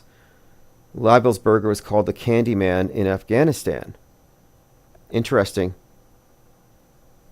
NDB says TFE doesn't mean anything. Yeah, look, the final experiment was an expensive trip to Antarctica to burn a straw man that nobody was defending. Like, nobody was saying, oh, the Earth is a pizza under a dome and the sun circles like this and that's our model. Like, nobody's standing by that. I said from the very beginning of this channel, we need to go separate from the Flat Earth Society because they're starting with the model and ignoring what doesn't fit that. That is not the approach we need to be taking. So they debunked a straw man that nobody was defending. Was anybody in defense of it? Not even the app guy, Flat Earth Dave. Even he's not out there defending this is it and trying to hold this as an equal model, as an explanatory model to the globe. Like, nobody is. It's always been premature to have one. So to say we've ended the conversation because we've destroyed this is a straw man attack. It's an expensive trip to just merely burn a straw man. It was just worthless.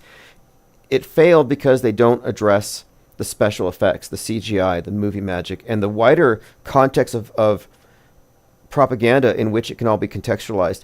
And if you think it's a stretch for me to say that the whole space program is propaganda, just think about the simple narrative that some people believe, that they had to fake the moon landing to win the space race.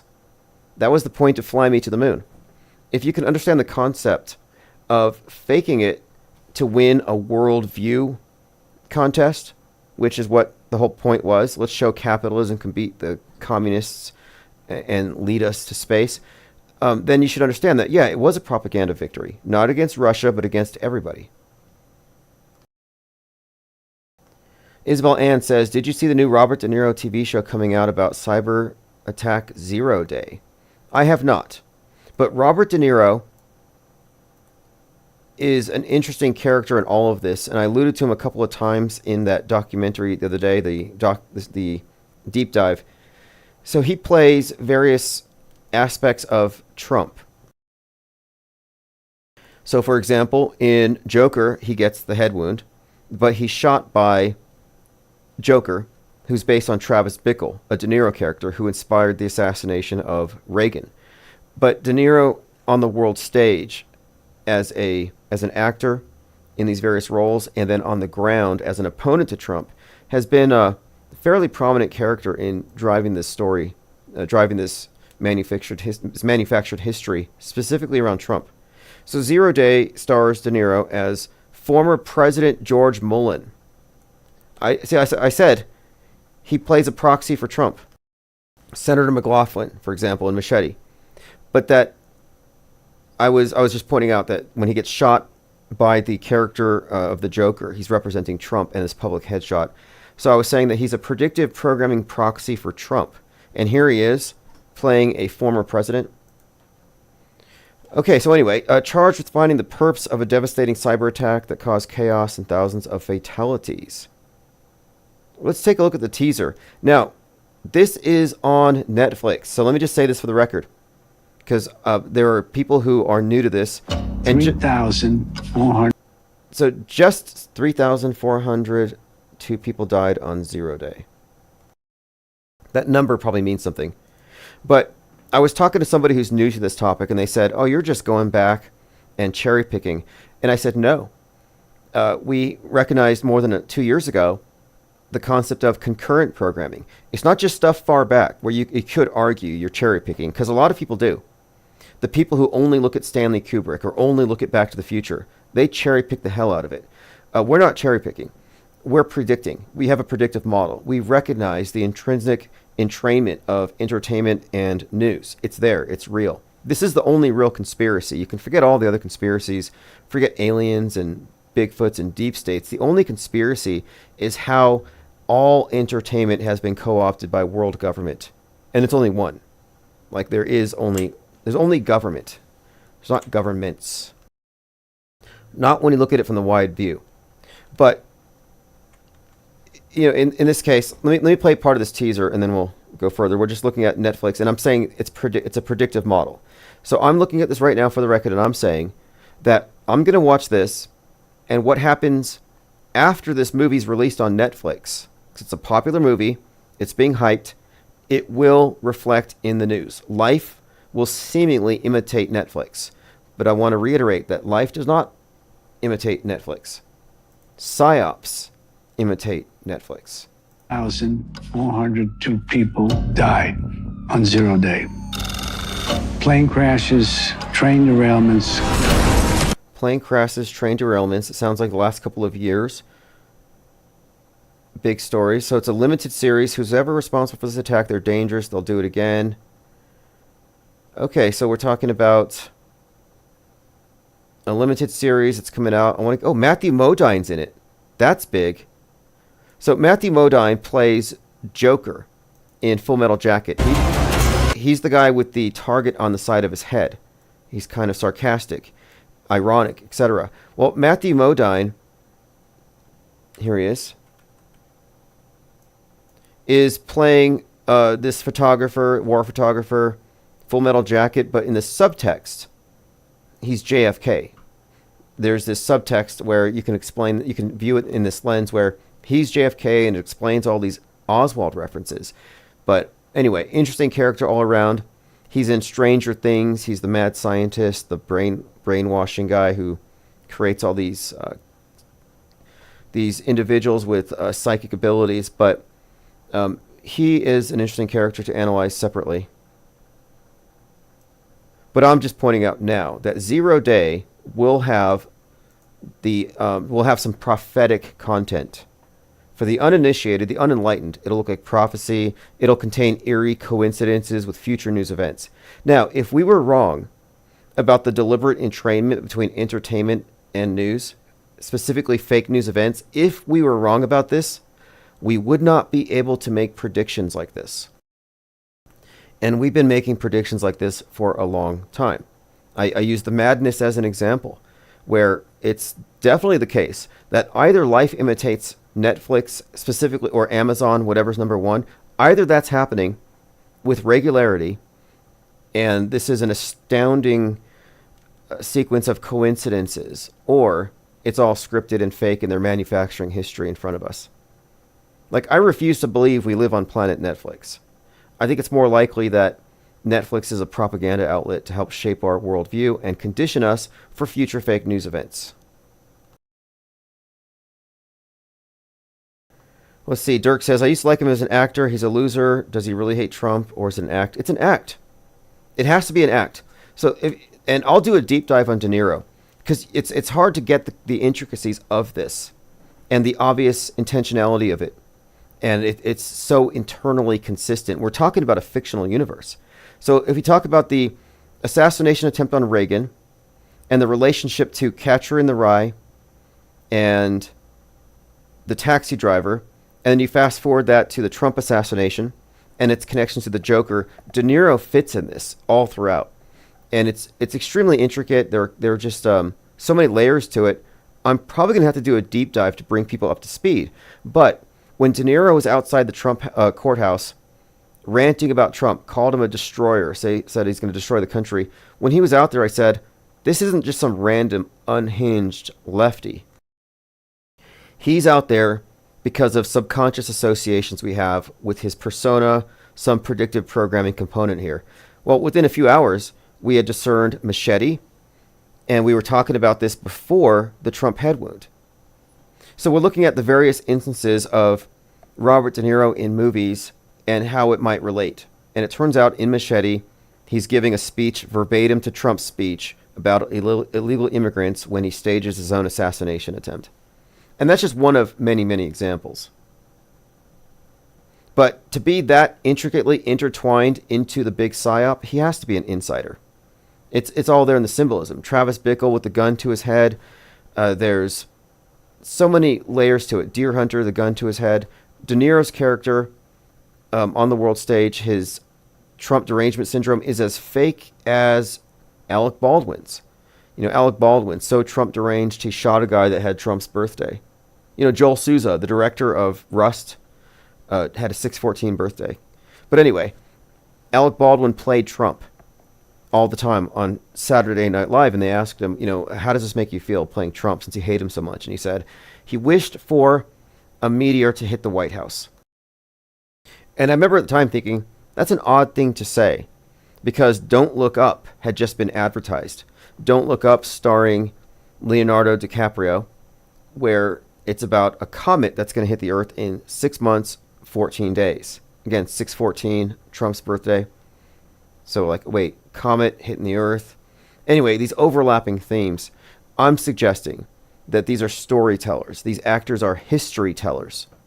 You know, people say it's history, his story, the patriarchy story. No, it's Big Brother's story. And news isn't telling history. I mean, it's not reporting facts, but it's telling us, rather, a story.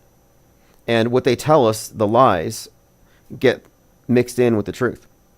And I would never say everything is fake or all news is fake. No, I'm saying that the news media is a liar, but it lies strategically. And the fake stories, the simulations, drive the wider narrative. They take control that way. Isabel Ann says we're going to be cracking the code in 2025. Yes. Oh, yes, this is a great opportunity. I think a lot of people are going to eventually get burned out on the engagement bait, the rage bait, the truth-ertainment. I've had to go through and block words on X because I was scrolling past pictures of clouds all day and people are just shouting at the clouds. You know, the skyphobes. They're terrified of clouds. And I'm sick of hearing about it. And I don't want to catch some kind of psychosomatic illness. I don't want to catch chemtrail lung because everybody's talking about chemtrails. So I just kind of pushed it out of sight, out of mind. I no longer care about chemtrails. Aritos made this comment. He said, with all the fog and chemtrails in the news, are you still saying they don't exist? You've been very quiet about the fog, sir. Sorry, the fog was last week's PSYOP. Nobody cares about the fog. The fog followed the drones, but the fire replaced the fog. It's like rock, scissors, paper.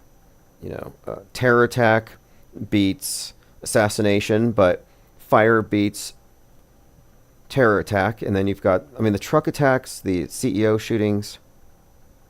How do people keep the stuff straight in their head? They're like, this guy shooting a CEO is my hero.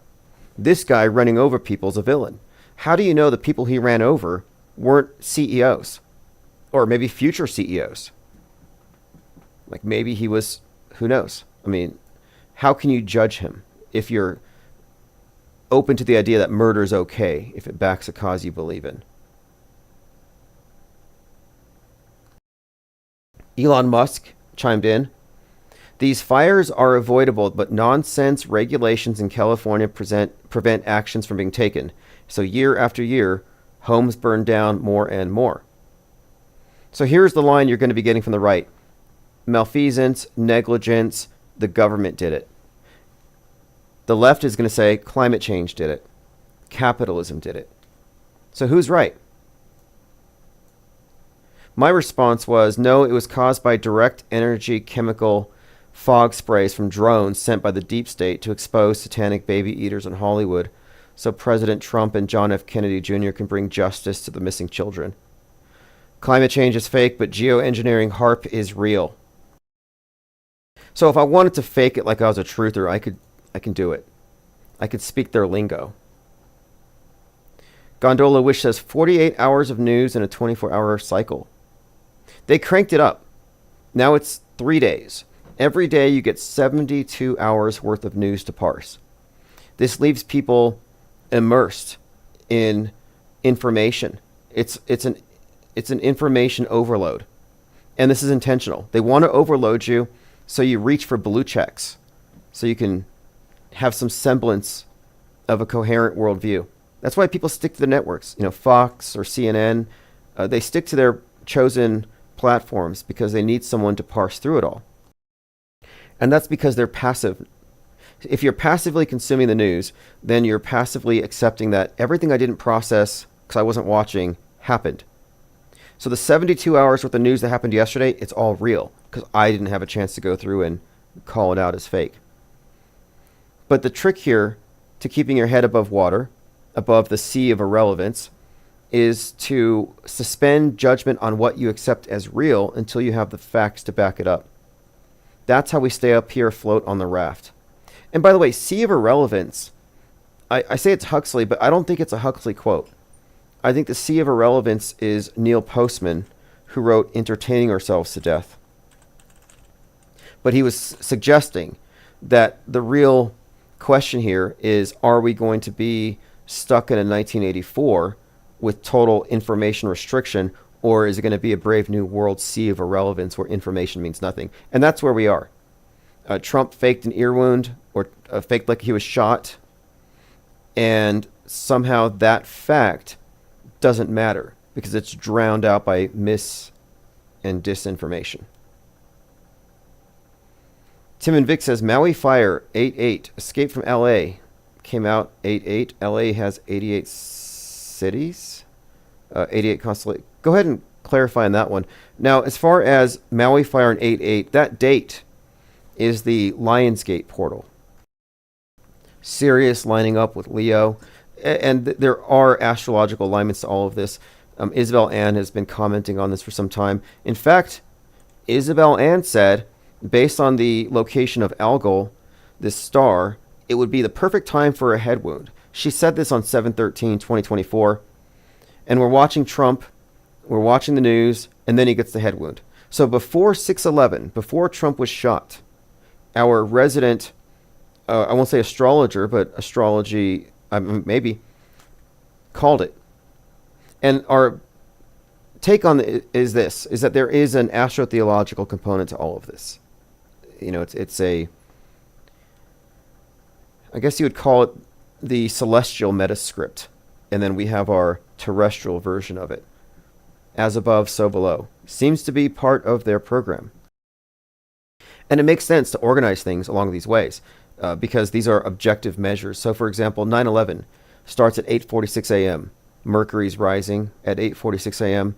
May have some significance, but the timing of it, as we've determined by looking at future events, is probably not a coincidence. That number, for example, these timestamps, they're all extremely relevant. If you want to get into the weeds, and it doesn't mean that these events are the result of a simulation because all these numbers and codes are there. No, it means that these are orchestrated and these are instances, I think, of intentionality. Stuart McKenzie says climate change is natural and cyclical. Man-made climate change is garbage. No, well, the thing is, okay, there's several different takes on it. So one is that climate change is a Chinese hoax, like Trump said. And then you had Mitt Romney. He said, no, it's natural. And then you have the left, they're saying, no, it's caused by man. But they're all talking about it. Is it natural? Is it caused by man? Or is it a hoax?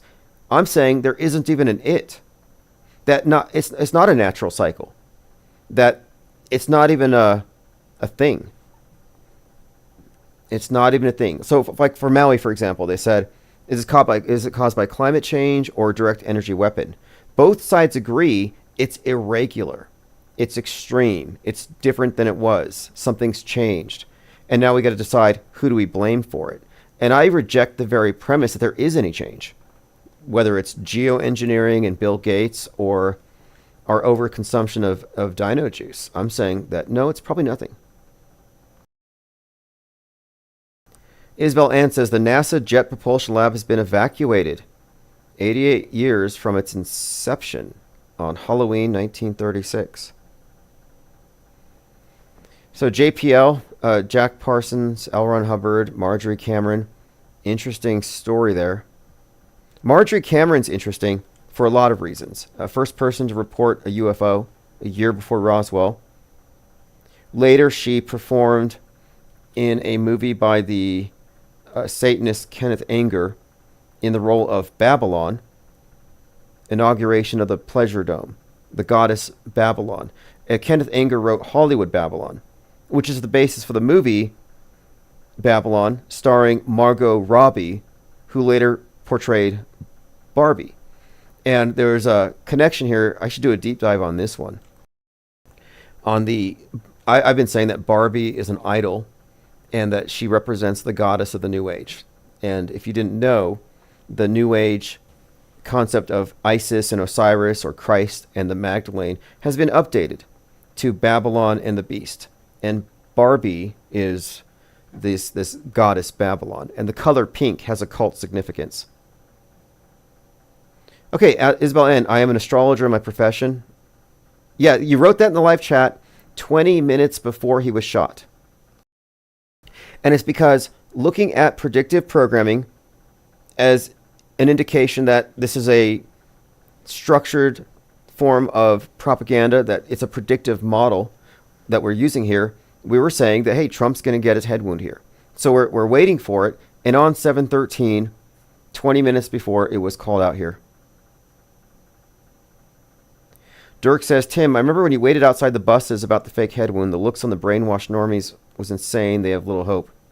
Yeah, I wasn't at the Trump rally to change minds or debate or ask them about their opinions. Some were like, you should have engaged them in a dialogue. I'm like, do you realize that you cannot reason with unreasonable believers? They are not in the same universe we are. I went there to point out that there is a box that they're in. I think it's important to demonstrate this. Because we're not trying to wake people up. We're not trying to convert people. I'm not trying to tell people what to believe. I'm just saying, if you're a believer, you're doing it wrong. You know, this is we're fomenting a culture of non-believers here. And there are a lot of us. And the numbers are going to grow. Non-believers, informed disbelievers. I mean, if something's believable, if there are facts to support it, then you know it to be true. Like, I know the sky is blue. I could say I believe it's blue, but no, I know it's blue. We can have some certainty here. But you can't have any certainty on the world stage. It's like, I believe these people died, but what facts do you have to substantiate it? No, you're vulnerable because you trust. You've outsourced your perception, and that's not a necessary way to live. Perceive for yourself. Thinking for yourself is not enough if all of the options, if all of the narratives are highly curated. If your head's in the box, you're choosing from a limited array of options, your free will is just an illusion at that point. Okay, let's just take a quick look at this. I see some gloating here. It's over, says Sly Sparkane. It's over. So this is a long, long rant. I'm not going to read it. TLDR. This is called J Rants. So Jaron says, getting accused of everything you can imagine is fun. Finding out creators you thought were good researchers are so bad they believe the impossible, that's all fun. People lie. I've had prank calls. People in this Telegram think it's fake. So he's acting very defensive that people are calling it fake. But here's what he says. Flat Earth is a joke. It's filled with lazy, terrible researchers. They have no love for friends and will do anything for a click. These people have nothing to do but post memes. You make fun of the globe, but you accept John Havey and Shane's model, which requires 180 degrees of refraction. You laugh at the globe, but refuse to see what work we do. Anyway, he goes on and he says this. Well, you're about to hear it here first. I am no longer a flat earther. Think about it. I am saying this 7-word sentence. I am no longer a flat earther. Big whoop. From day one, I said, I'm not a flat earther. You don't know yet. You could say you're a shape agnostic. You could say you're a globe skeptic. You could say, I don't know. But to say I'm a flat earther means what? You know, it's like you're ascribing to yourself this label that assumes you know a model, that you have the answers. And so I always said it was just too premature. But he basically says here, more or less, that he wants to distance himself from the people who are not believing his trip based off of suspicion and mistrust, I suppose. But, you know, I've been pretty open about the fact that I think that Jaron works for NASA, and I'm not being hyperbolic. I'm not trying to be ironic. Like, I literally think that he works for NASA. And I think so because he faked ISS transits. Now, if you have a better explanation, I'm all ears. But if you fake an ISS transit, you're using the same graphic that they use for their little animations, then I have no reason to think it was real. John says flat Earth is a limited hangout. Yeah, it's a limited hangout based upon a false dichotomy and either-or fallacy, and it's a deliberate misdirection from media fakery and fake news that occurs on the ground and in space, or whatever they say is space. And as far as I'm concerned, until we see the Earth from space, or even determine what space travel is covering up, because space travel is science fiction, there's no way to arrive at a complete model. And personally, it doesn't really affect my day-to-day existence. Like, I'm not suggesting that this is true, that I can prove it, but in my opinion, the universe doesn't even exist until we experience it. So I can't really categorize that as flat or round. To me, it's not really about that. I'm more interested in our role in all of this. As I've said many times, I kind of dismiss the idea that we're apes with massive egos trying to cope with the meaninglessness of a dying, dead universe, but rather I think that the universe is ours, that it essentially is I'm not going to say an extension of us, like in a solipsistic way or a collective hallucination, but rather I kind of think that it wouldn't exist without us. Like, we are the point of this thing we call creation. And I don't know, maybe that's a little too human-centric, species-centric. Because if you go by the general story of evolution, which I'm not disputing here, but in that case, we're latecomers. We're lucky. It's an accident. And we're going to wipe ourselves out, and the universe will continue on without us, and then it's going to die. Like, that's how it's supposed to work according to the dominant paradigm. But I don't believe that's how it is. I think they would like us to think so. I think they want to remove agency as well, free will. John says, Mark Sargent says there are no shills on flat Earth. Well, I don't care about the opinions of non-auto hoaxers when it comes to the news or cosmology or who's lying about what. Like, I really don't. Mark Sargent is not a subject matter expert on fake news. He cannot break down the degree of fakery or how deep it goes. He can't. He's still stuck on his pizza dome.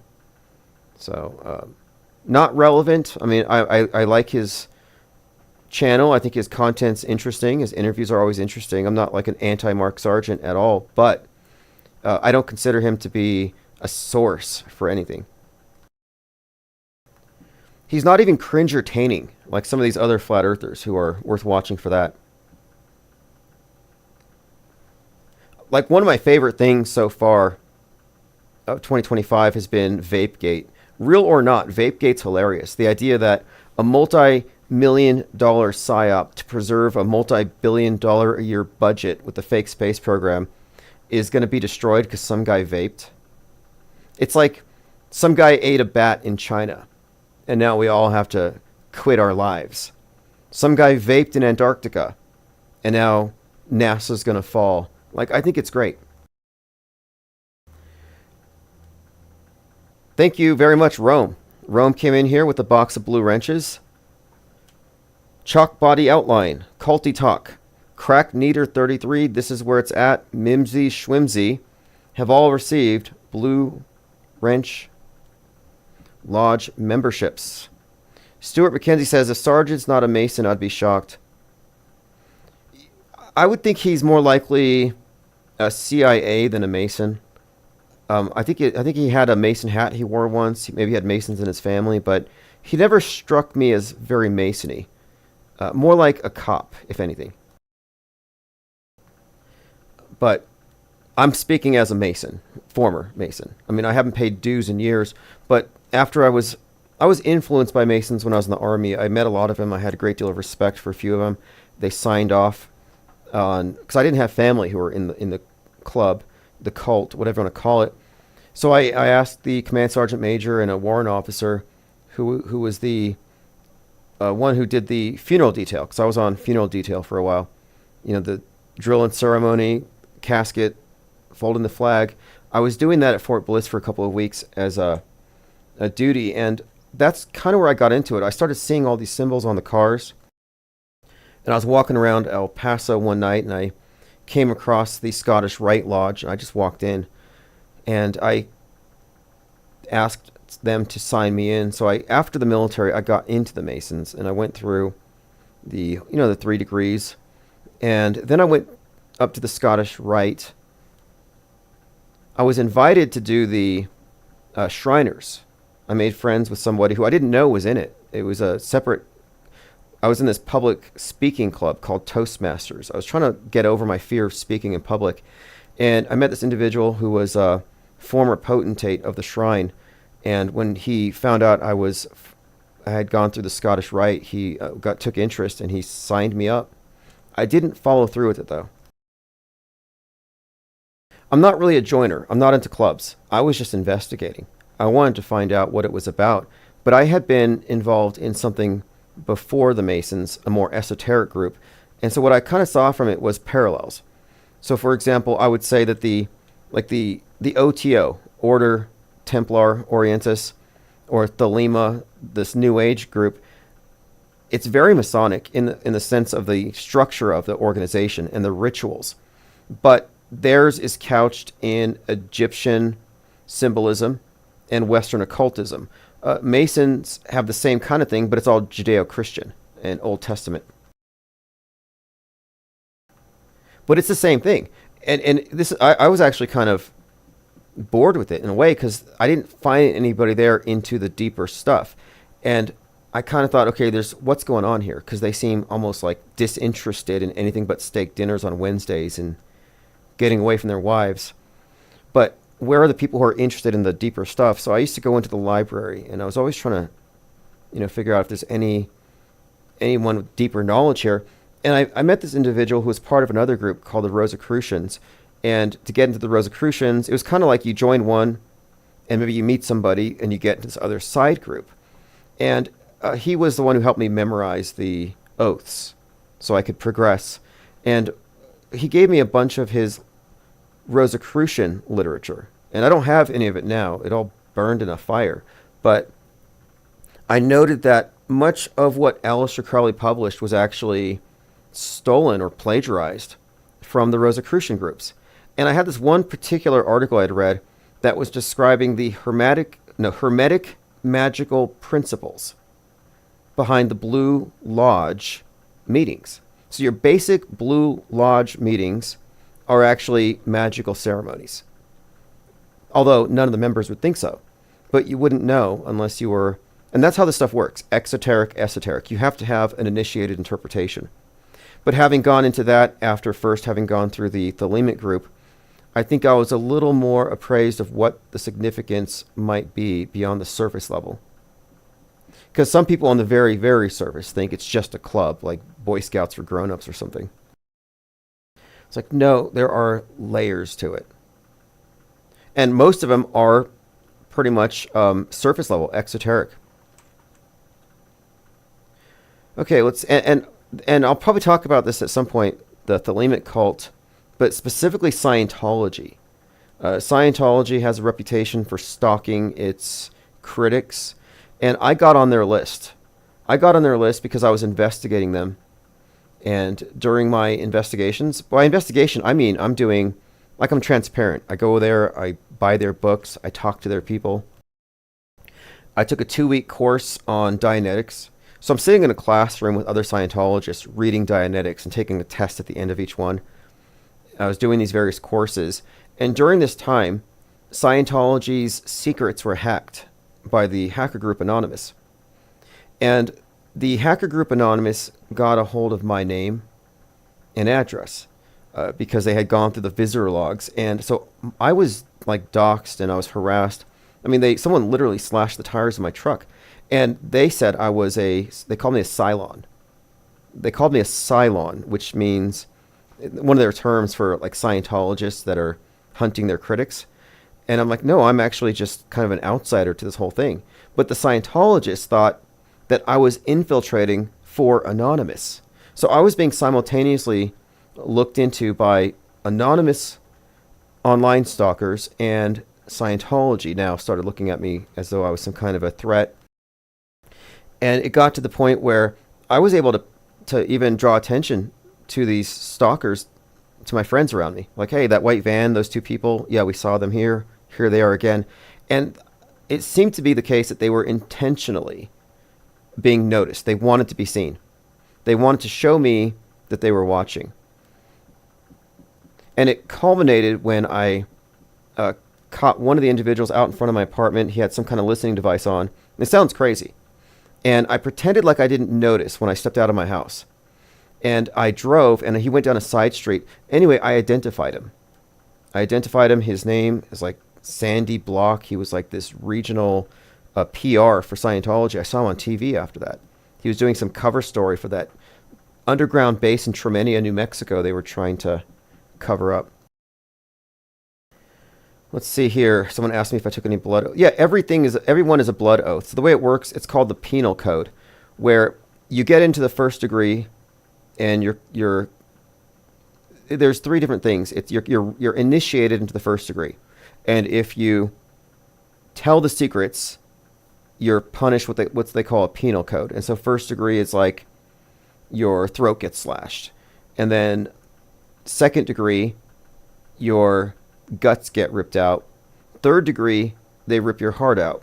So if you see this fist to the chest, that is the Master Mason salute. Swearing on the Bible, you see in court, that's Masonic. All that stuff is very significant. Swearing on the Bible. They have it open on a certain psalm.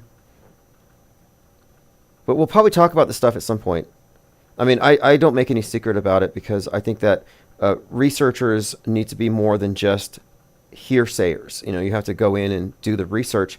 And I was definitely interested in cults for a very long time, and I did find a lot of commonalities. I mean, I walked away from my research into these various groups with the impression that we are collectively being squatted upon by some hydra, like multiple heads, one body. Plain Dakota says, what degree did they chop off your penal? Right. Good one. Well, I guess that would be second. See, these oaths are crazy. It's like, if you tell the secret, and you have to actually say it. Like, you can rip out my guts, burn them, and scatter the ashes to the four winds. I think in one of them you end up, I believe, like tied to a post next to the ocean, and the waters drown you. I mean, it's just horrible stuff. But what is the point? The point of it is the Stonemason Guild has its trade secrets. And in order to move up, you have to have like a security clearance. So you can look at this as like a secret society, but today I would call it a security clearance society. So the security clearances separate and compartmentalize people based on their level of information. And you have to have some ways of keeping people from... It's like an NDA. So it's an NDA. A non-disclosure agreement. But these penal codes aren't really done anymore, supposedly. Although there's a story of Captain Morgan. So the first third party in America was the Anti-Masonic Party. And it started after... let me pull this up. The Anti-Masonic Party, first third party, formed in the 1820s as an opposition to the Masons. And it was prompted by the disappearance of Willie Morgan, a Mason who was a critic, and they said he was murdered for spilling their secrets. And that the people who did the thing were so powerful and tied up in the justice system that nobody got arrested for his murder. So that's kind of the story here. So anti-Masonic sentiment is nothing new. But I was told that these are just symbolic, that they don't really do it. But they do gang stalk. They do cut your timing belts, mess with your cars, insert people into your life and spy on you. And before you get in, you have to give them permission to do a background check and talk to people, do character references. So even before you get into the club, they've already done a deep dive into you. They go to your house, they look through your books, they figure out what you're reading. So it's kind of interesting how cults spy on each other. They gang stalk each other, and it's like it's a superorganism. All right, let's change the subject. Gondola says, I'm listening to the band The Cult while you're speaking about this, Tim. Weird synchronicity. Oh, yes, The Cult. I think I saw them in El Paso when I was stationed there. Okay, let's see what else. Stuart McKenzie says, is Octagon in charge as... Yeah, see, the octopus concept makes sense. Many different faces.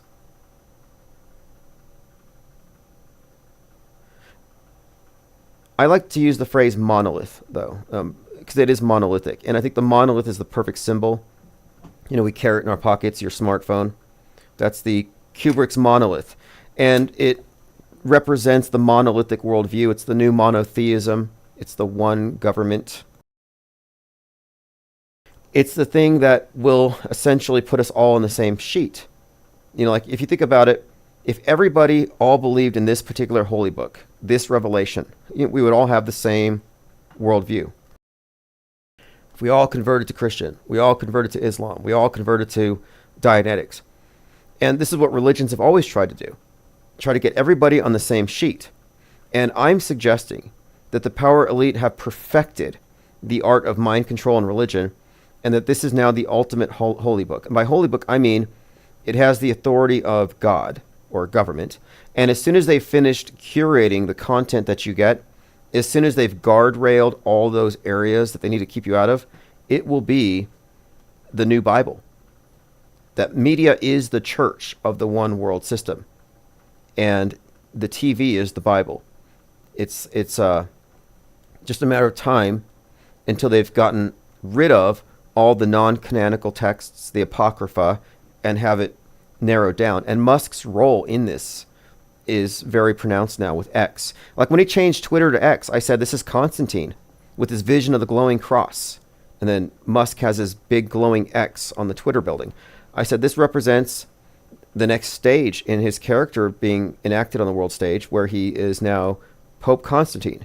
And they're consolidating a worldview for the empire, putting everything under the sign of the cross, the X. In other words, I think that the control over media and the shrinking of the universe of ideas to acceptable ideas is next.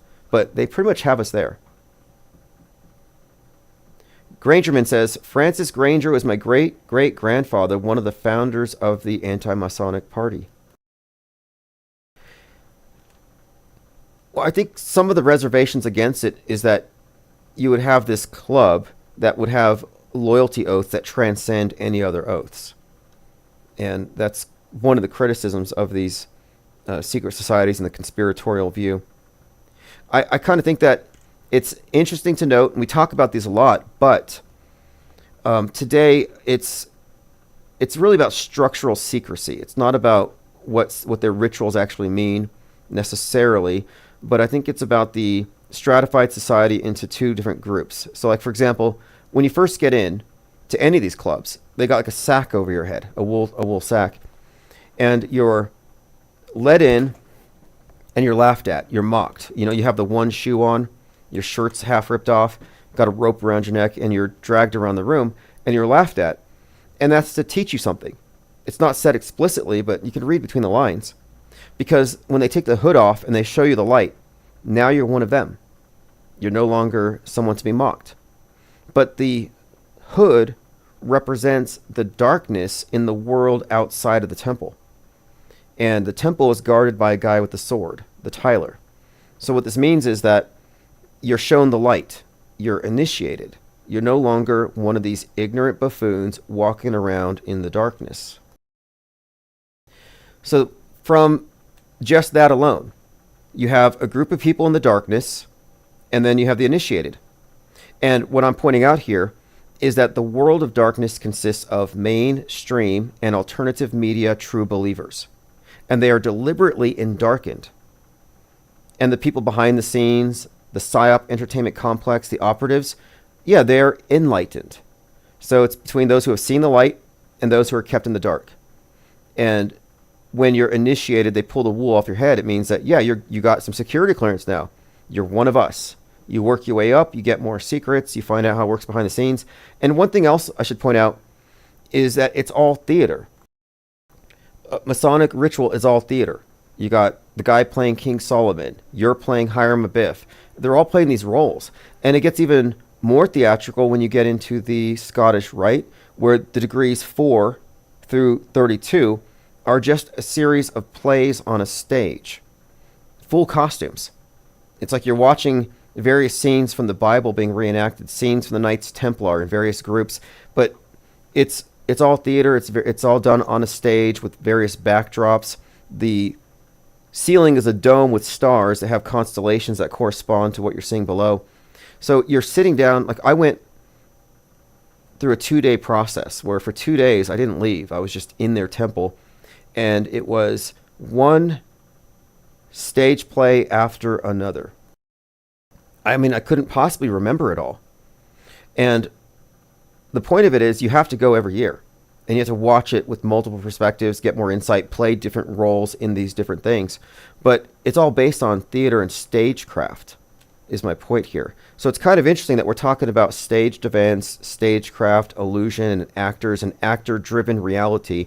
History being manufactured through the role of stagecraft, the theater of Psywar. So it's notable here that one of the main things that I think typifies all these secret societies is theater. In fact, I have something about this. I found some article. Maybe I should look this up later. It has to do with the cult of Dionysus. And specifically, theater. Yeah, I'll get into this later, but this is an interesting concept because this idea of theater as a form of mind control, an actor-driven reality, a simulation, simulated events, all the world being a stage. Verkjon says, do you know anything about the royal jesters? Yeah, I've heard a lot. I've seen pictures, and it's a group that one person I knew who was a part of the whole Flat Earth conference circuit, her husband was a jester. But the idea of the world as a stage is a really key concept here that we talk about. It's like a perfect way of describing the model, because you all have a mental map of the world. And the world stage, in my definition, is the mental map that we all agree on. Like, we all live in this world that's ending because of climate change, that looks this way, has these particular threats, and this is our shared historical backdrop, which is also, of course, augmented with a lot of fakery. But that's the world stage. And the world stage has one director, and that's Big Brother. And if you're not part of the system, you don't get to insert anything into the historic narrative. You don't get to debunk their stories. Whatever they do, no matter how fake it is, it goes into the history books. I mean, how many of you have ever seen, I mean, none of us have, I don't think, but we've been watching this fake news for years. Have you ever seen the news media go back and say, okay, this was fake? No. And it wouldn't work anyway. Like, let's just say that the Sandy event that Jones got crucified over, let's say that was exposed as fake. You can't expose one fake tree in isolation. The whole forest would be exposed. Because how many stories were attached to that? How many narratives were built on that? How many political agendas moved off of that? Armorlight paid out, what, $73 million? And that tells you something else. You know, I had said this before, that if these events were real, that's, if these things were real, you would expect, okay, it makes sense. These companies are going to pay out this money. But if these things are psyops, why would they give up that money? And if you had that much money on the line, and there was any suggestion, any shadow of a doubt that these things were legitimate, they wouldn't pay it out. So they paid out $73 million for stuff they couldn't figure out that people on the internet are figuring out? No, it's all a scam. Sean Hamer says, rarely seen or mentioned in the press, Elizabeth II's brother, Prince Edward, is the permanent Grand Master of 3 branches of Freemasonry. Well, it was William Cooper's book, Behold a Pale Horse, that had me looking into how these things overlap. So he shows the initiation oaths for the Freemasons, and he compares it to the initiation oaths for the Mormons to go into their temple, and they wear Masonic underwear. And then he compares it to the initiation oaths for the Knights of Columbus, which is like a Catholic Mason group. And they're all pretty much the same. And so that's why I say it's a hydra. It's like a template here. Truman B says, past decades, so much fake news becoming fake history and used to further agendas. Yes, exactly.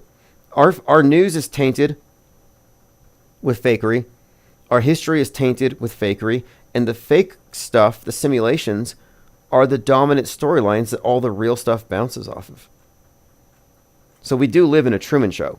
We do live on the world stage. And the world stage is augmented by things that don't exist. Hyperstitions.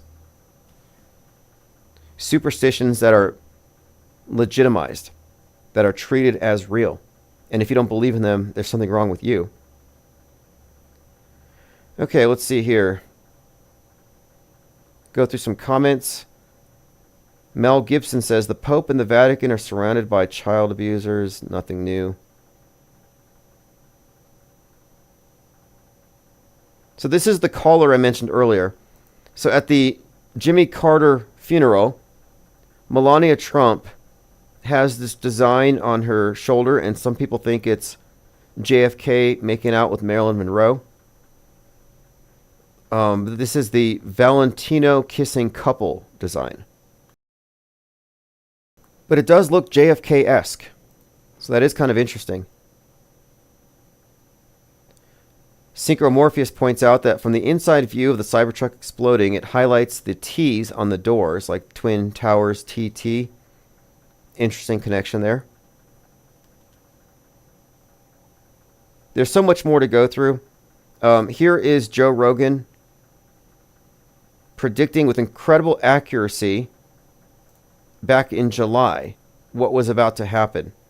This is one of the reasons that freaked me out. And he was telling me, he goes, dude, one day. He goes, it's just going to be the right wind, and fire's going to start in the right place, and it's going to burn through LA all the way to the ocean, and there's not a fucking thing we can do about it. I go, really? He goes, yeah, we just get lucky. He goes, we get lucky with the wind. He goes, but if the wind hits the wrong way, it's just going to burn straight through LA, and there's not going to be a thing we can do about it. Because these fires are so big, dude. When they're talking about like thousands of acres that are burning simultaneously with like 40-mile-an-hour winds. So I would categorize this as predictive programming, whether or not they know. They don't have to be in the know to be fed these lines, to spread this particular notion, to make the event when it happens appear to be that much realer. Let's see, I got a comment on Twitter from Silent Genocide. Kelly, attorney, says, it's AIDS. They're giving people AIDS. I'm on an international Zoom call with pathologists and doctors. We're in serious trouble. Immune systems are being obliterated. She wrote this back in 2021. And I just want to point out how right she is. But we all were targeted with this. And it's not AIDS, it's mind AIDS. Mind AIDS is when your mental immune system has been obliterated. And that's done through public education. It's just part of tradition, history, habit. They just train us to be believers. And believers don't critically think about their news sources. They just passively accept it. So I'm suggesting that, no, we've been given mind AIDS. And that's way deadlier than COVIDs. All right, moving on. There's so much going on right now. It's just unbelievable. Well, I mean, it's believable because everybody, of course, believes what they see on TV, apparently. And we'll be continuing this conversation tomorrow. There's just so much to go through, and I'm working on number 2. So if you have any suggestions about what I should do for the second deep dive, let me know. Dirk says, Tim, how long before they go for their reset, or what they call the end of the world? Oh, we already had the Great Reset. That was 12/21/2020. That's when they started this new paradigm, aeon, this Great Reset, Great Awakening. But it's never going to end. That's the thing. It's a never-ending process. War is peace. Mind war is peace. By maintaining this constant back and forth tug of war, globalism versus nationalism, all these different psyops, it's there to keep us in a state of passivity. And they're just turning it up. So no, it's never going to end. That's the good news. The good news is it's never going to end. The mind control is never going to end. Or it's bad news. It depends on how you look at it. I mean, it's ended for me at an individual level. I think a lot of you are mind war inoculated. Maybe you're not dragged into these things. But it is how they govern us. It is the PSYOP entertainment complex you should be looking at, not the military industrial complex. This is Evander Holyfield's ear after Mike Tyson's bite. And here's Trump's ear after an AR-15 bullet. Just for a comparison. So today we talked about the final experiment, why it failed. Nothing gate. Let's see. Predictive programming, Steven Gutenberg. LA fires. Is it a big engineered controlled demolition psychological operation? I think so. The Hollywood sign didn't really burn. There's a lot of people who want things to burn so they can say, I told you so. And I have a few more notes here. We did talk about Homestead and Lavalantula. Look, that Lavalantula movie is ridiculous. Obviously, it's a parody. Giant spiders breathing fire over Los Angeles. But the fact that the movie stars a guy who is now presented as like the face of this fire from the celebrities saving people's lives, that's just too much for me. Mazel says in Breaking Bad, someone gets an ear pierced too. Yeah, that's right. I should have put that one in the doc. I got Tony Soprano, but yeah, that one guy gets his ear shot. Dirk says Joe the Shill Rogan. I wouldn't call Joe Rogan a shill. I would just call him mainstream media. I mean, Alex Jones, mainstream media. I mean, mainstream, alternative mainstream, they're in the box. They're not censored. They're not outliers. The censored are unacknowledged. Dirk says, Jason from Archaics, who I don't trust, said there's an end of the world Great Reset 2040. I say 2030. Oh, in 15 years? Yeah, that's a little too far out in the future for me. My best guess, maybe Friday the 13th, April 2029. And I would imagine that would be the good date for possibly a planet killer. Let's see. Apophis 99942. Apophis, of course, the god of chaos. 99942. Planet killer asteroid is supposed to hit us in 2029. Now, they said Friday the 13th. But if you didn't know, yes, on 13 April 2029, asteroid 99942 Apophis will kill us all. Planet killer. Here they call it a city killer. One of the two, but it's the god of chaos. But I don't think it ever ends. So here's something else to consider.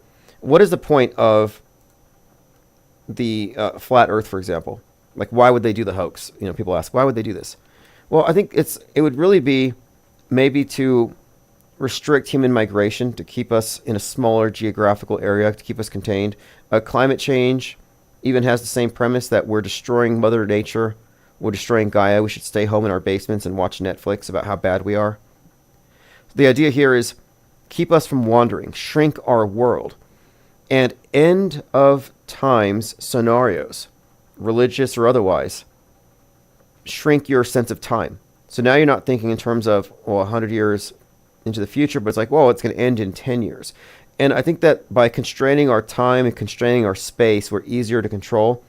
So I just assume it's never going to end. I don't start with the premise it's going to end. The world's ending has been predicted by so many groups for so long. The QAnon group has been predicting for years. Any day now, the deep state's going to be exposed. Any day now, Donald Trump's going to save us. And here Donald Trump is laughing with Barack Obama. Barack Obama, who ate $60,000 worth of hot dogs and pizza. And, this is all code, of course. Like, we're talking about satanic baby eaters. And then Trump's laughing and joking with them. So the QAnoners obviously have been fed misinformation, and they were told the world works this way, the bad guys are going to get it, the world's going to be ending, but it's going to be improved. The Great Awakening. Never happened. How many years has it been? So anybody saying that the world's going to end, I would just say it's like, I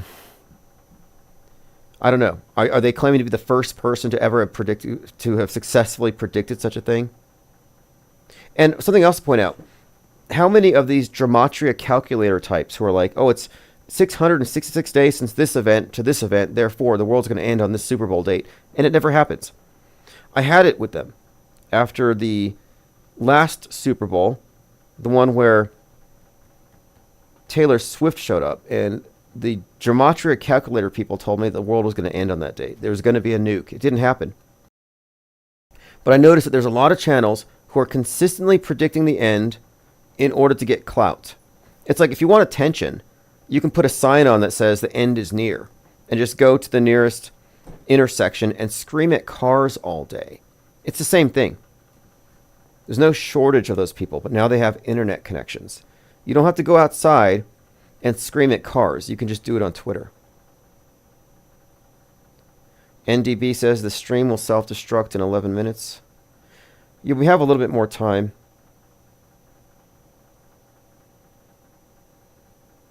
Dirk says, it seems the more they turn it up, the more insane people get. Well, yeah, our society is definitely insane. There's that book by Eric Fromm, The Sane Society, and the premise is basically, what does it mean to be sane in a profoundly sick society? And I would argue that we are in a global doomsday cult. That's why I reject end of times scenarios. I'm not in a doomsday cult. The first time somebody told me we're in the end times, I felt sad for him. He was he wasn't a preacher, but he was a big religious person. And he said, I believe we're in the end times. And I was like, wow. Like, they really got to you. But they believe it like it's a good thing. Because when God starts murdering everybody, you can say, see, I told you so. Like, it's really kind of dark. They want judgment. They want death. It's a death cult thing. So they're like, yeah, everybody's going to die soon. It's good news. I'm like, okay, I don't believe this stuff. But the first time I heard that is at a Flat Earth conference. And a certain individual said, I believe we're in the end times. And I just felt, again, like, okay, that's a really terrible thing to believe. But then I noticed that mainstream science says that climate change is going to kill us all in a few years. And if you don't believe that, you're not being scientific. You're not trusting the science. So if you trust the science, you're in a doomsday cult. If you don't think that the end is near, you're not being science-y. If you don't believe the end is near, you're not religious enough. So I reject both. I reject the religion of mainstream media and its climate change eschatology, and I reject all the religious claims about the end of the world. Dirk says, Timmy, surprised they're attacking the elites in Hollyweird. I find it interesting they destroy their own. They're warned beforehand. Yeah, I've seen that narrative, but I don't think that's the case.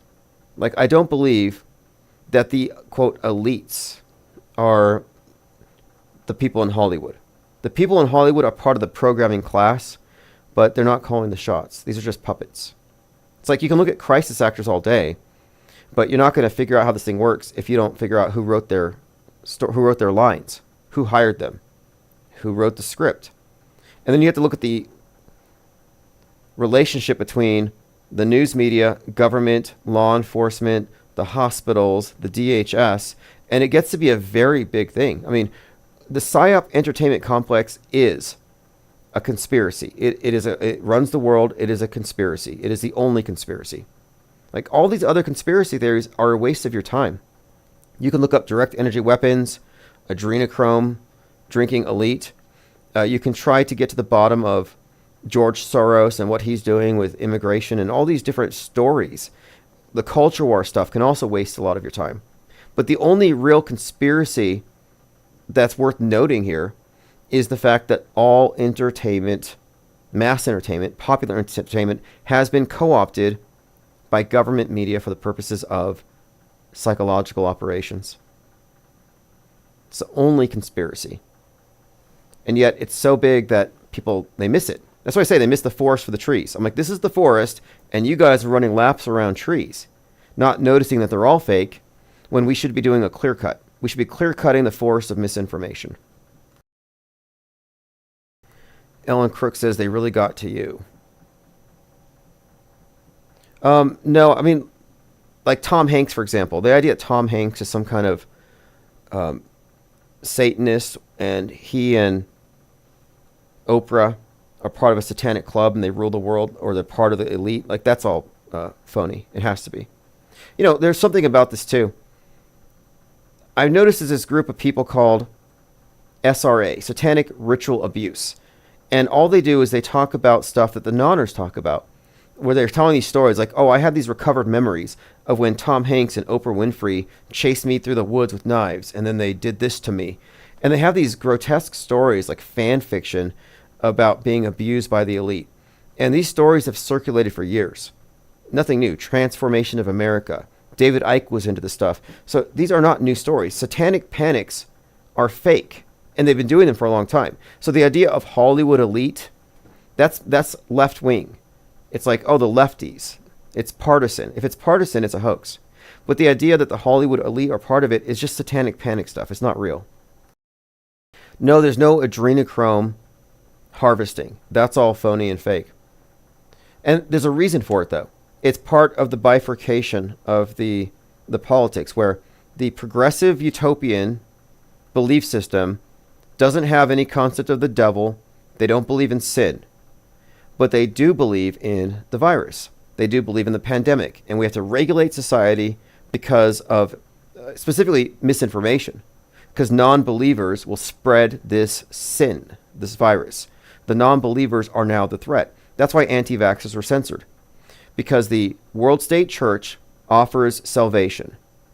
You have to listen to their priests. You have to listen to their experts, and you have to take the injectable Eucharist to be saved. The anti-vaxxers are the unsaved. So my point here is that from the progressive side, the utopian side, and this is on the left, salvation comes from the state. And the bad guys are the right-wingers who do not trust the media, who are super spreaders. But from the right side, they reject the media and they adhere to traditional views. So instead of the utopianism of the future, they have the idealized past. So they don't care about pandemics. What gets them riled up are moral panics. So the satanic panic is an example.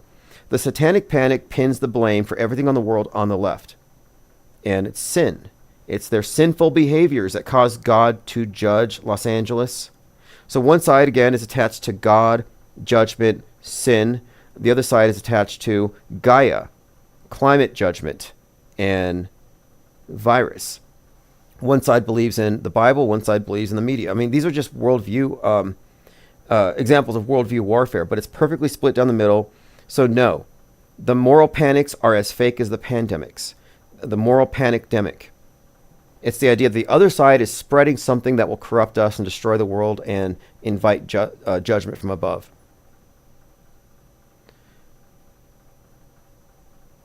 Pondering says, I was a victim of SRA. It was well, okay, so this is the thing too. Satanic ritual abuse. Satanism doesn't really have anything to do with that. If you look at the majority of the people who are abused by clergy, it's Mormons, it's Catholics, it's Christians. It's not Satanists. And then, moreover, the idea behind SRA or satanic ritual abuse is that there is some kind of mind control involved here, where they're abusing people and then programming them with different personalities, and that later they remember these things. And it's been debunked. I mean, false memories are a thing. And you can indeed get people to present false narratives quite easily through interrogation processes. And you can affect memories. Look at the results of that group. I think they're called I think what they said, something like the Innocence Project, said that something like 75% or something of wrongful convictions are the result of faulty eyewitness testimony. But I'm saying it's a shill movement. It's fake. I find a lot of people on Twitter share these stories about how they were abused by Satanists, and then they say, this is what I remember. Trigger warning. It's very graphic.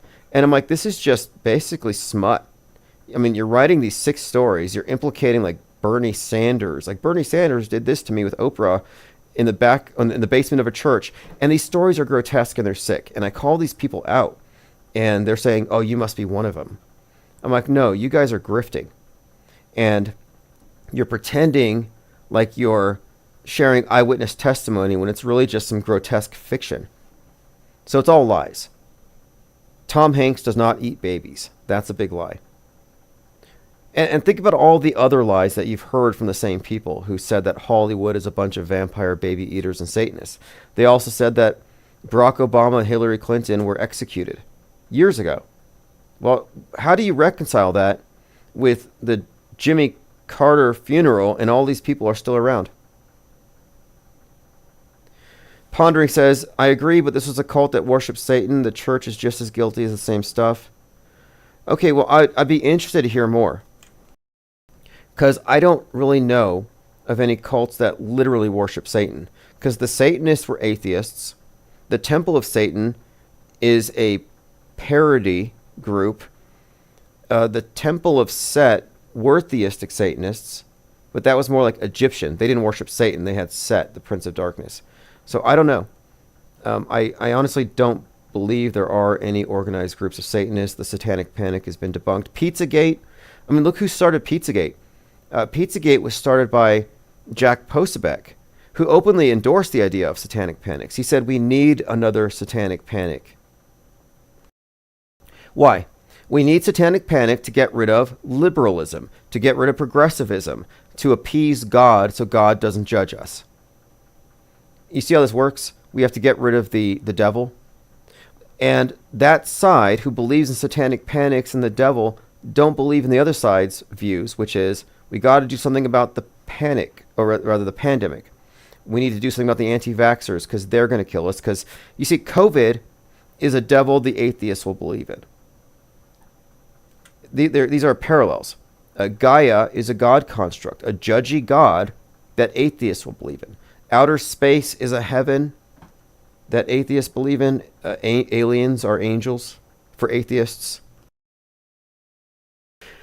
The modern paradigm, the progressive utopian vision we've been given, is designed for atheists. But it's not true atheism. It's just that their God constructs are disguised with science. Verk John says, know anything about the tripart god of Freemasonry, Jabulan? Oh yeah, isn't that Jehovah, Baal, and On? It's like, yeah, that's actually a reoccurring theme here. These tripartite gods, you see a common theme, and I've heard that before. I've looked into it. The Demiurge. Well, they call him the great architect of the universe. And the purpose of Freemasonry is to create a universal brotherhood of man under the fatherhood of God. And the way it was, the way I kind of interpreted this whole thing is that King Solomon's temple, because the whole idea is you're going in as Hiram Abiff. You're going in as the architect for King Solomon. And you have the blueprints for this temple, and you're accosted, and the three ruffians try to get you to tell them the secrets, give them the blueprints. And this is why you have the secrecy oaths. And he was such a good, loyal club member, he did not spill the secret, so they killed him. So he's a martyr to protect the secrets. But I took the Temple of Solomon thing to mean this universal worldview. And every Mason is a brick in this temple. And so the temple is the world stage. I would say King Solomon's temple is the mental construct that they have created through stagecraft and illusion that put us all in the same box, the same temple, the same world view. By the way, I just watched Nosferatu today. I like the original. And then I watched this one, and it's rather good. But it has an aspect to it that wasn't in the original, and it has to do with certain like occult themes. Like it brings up, I think it brings up a number of occultists, not John Dee. I think it's Cornelius Agrippa and a few others. But it brought up all these various occult and esoteric themes and the idea of demonology and forming pacts with the devil. That kind of stuff was brought into it. So it's kind of interesting. I'd like to watch it again and get some still shots of some of the seals and sigils they brought out. But very interesting subtext they introduced into it, this idea of pacts with demons and the like.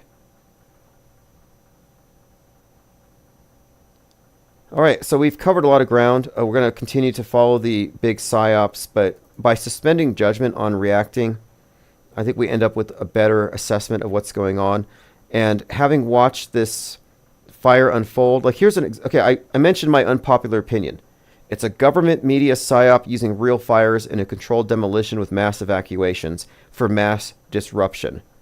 I said it's like 9/11. Big demo, lots of witnesses, full media coverage. Lives are being disrupted, but it's still just mind war. And Renaissance ATM said, good post. 100% it's a type of psyop illusion mixed with real fires. I also had flashes of 9/11. Thank you for solving the Steve Gutenberg clue for me. I thought it might have been a reference to the Stonecutters Freemasons episode. Yeah, there were references. I saw that. Someone said something about The Simpsons. But again, Steven Gutenberg was the face of this. He was a hero. If you look at the news stories, it's rather incredible. We have to help each other. He returns to his neighborhood. He evacuates his neighbors. He talks about the biggest horror, devil wins. So he's the police academy actor, among other things. Gutenberg jumped to help the fire victims. So, he's just a total hero in this. And I was like, that's interesting because Lava Lantula La Valantula, here he is on the cover with Los Angeles burning behind him. And he's in real life doing what he did in this movie. And I take this to be an example of actors who get roles on the world stage. Like, crisis acting is the new Hollywood. I've said that years before. I said it's got to be a status symbol, like Tom Hanks and others with COVID. Like, if you're just a regular Hollywood actor, you're not as high status as Hollywood actors who get to participate in the major world stage movies that the public think are literal. I mean, think about it as esoteric, exoteric. Two interpretations, the literal and the real meaning. And a lot of these world stage events have Hollywood actors who participate, and I think for them it's a status symbol, like that they're participating in the psyop entertainment complex, the manipulation of the masses. It's like the elders in the village who dress up as the monsters to scare the villagers. But yes, Steven Gutenberg, I saw that, and I saw La Valantula, and I thought, okay, this is getting to be too much. I mean, I already had enough with The Homestead. The fact that The Homestead's like the #1 movie, and it's about Los Angeles getting nuked. I mean, it's just like too much, and it's in the theaters. When the end comes, survivalists rally around Homestead, a gripping post-apocalyptic based drama, a home away from Armageddon. I'll have to watch it. A nuclear bomb goes off the coast of Los Angeles. It's the end of the world as we know it. But what I'm pointing out here is that between news and movies, there's a consistent echo chamber. You see it on TV, you watch Netflix, it's the same thing. This echo chamber that they create between entertainment and the news, to me, this is the fusion of fake and real. This is why they need actors. Actors who are associated with movies make the real things. It's like they're purposely blending the two. It's a confusion. Our society's confused. And to get to what I mentioned earlier, someone is saying, what actions do we take? And I don't mean to be pessimistic or fatalistic about this, but the idea of gathering around a bunch of truthers and then challenging the system in some way, it's like one flew over a cuckoo's nest. I mean, what are you going to do? We're all in this asylum, and the asylum, it is controlled by the orderlies, who are vastly outnumbered, but they have all the power, and the people in the asylum wouldn't be able to make sense of the world outside of it. They would be lost. They need the orderlies. And so right now, we're looking at the orderlies, the mainstream media, the guardrailers, these various psyops are all there to keep the asylum in order. And you can't organize within the asylum to get out. And even if you could, they wouldn't know what to do with themselves. So it's kind of pointless. What I'm saying is that the only way that we're going to make any progress is if we break out of the MSM Plus box altogether. We have to quarantine. We have to create a breakaway third group.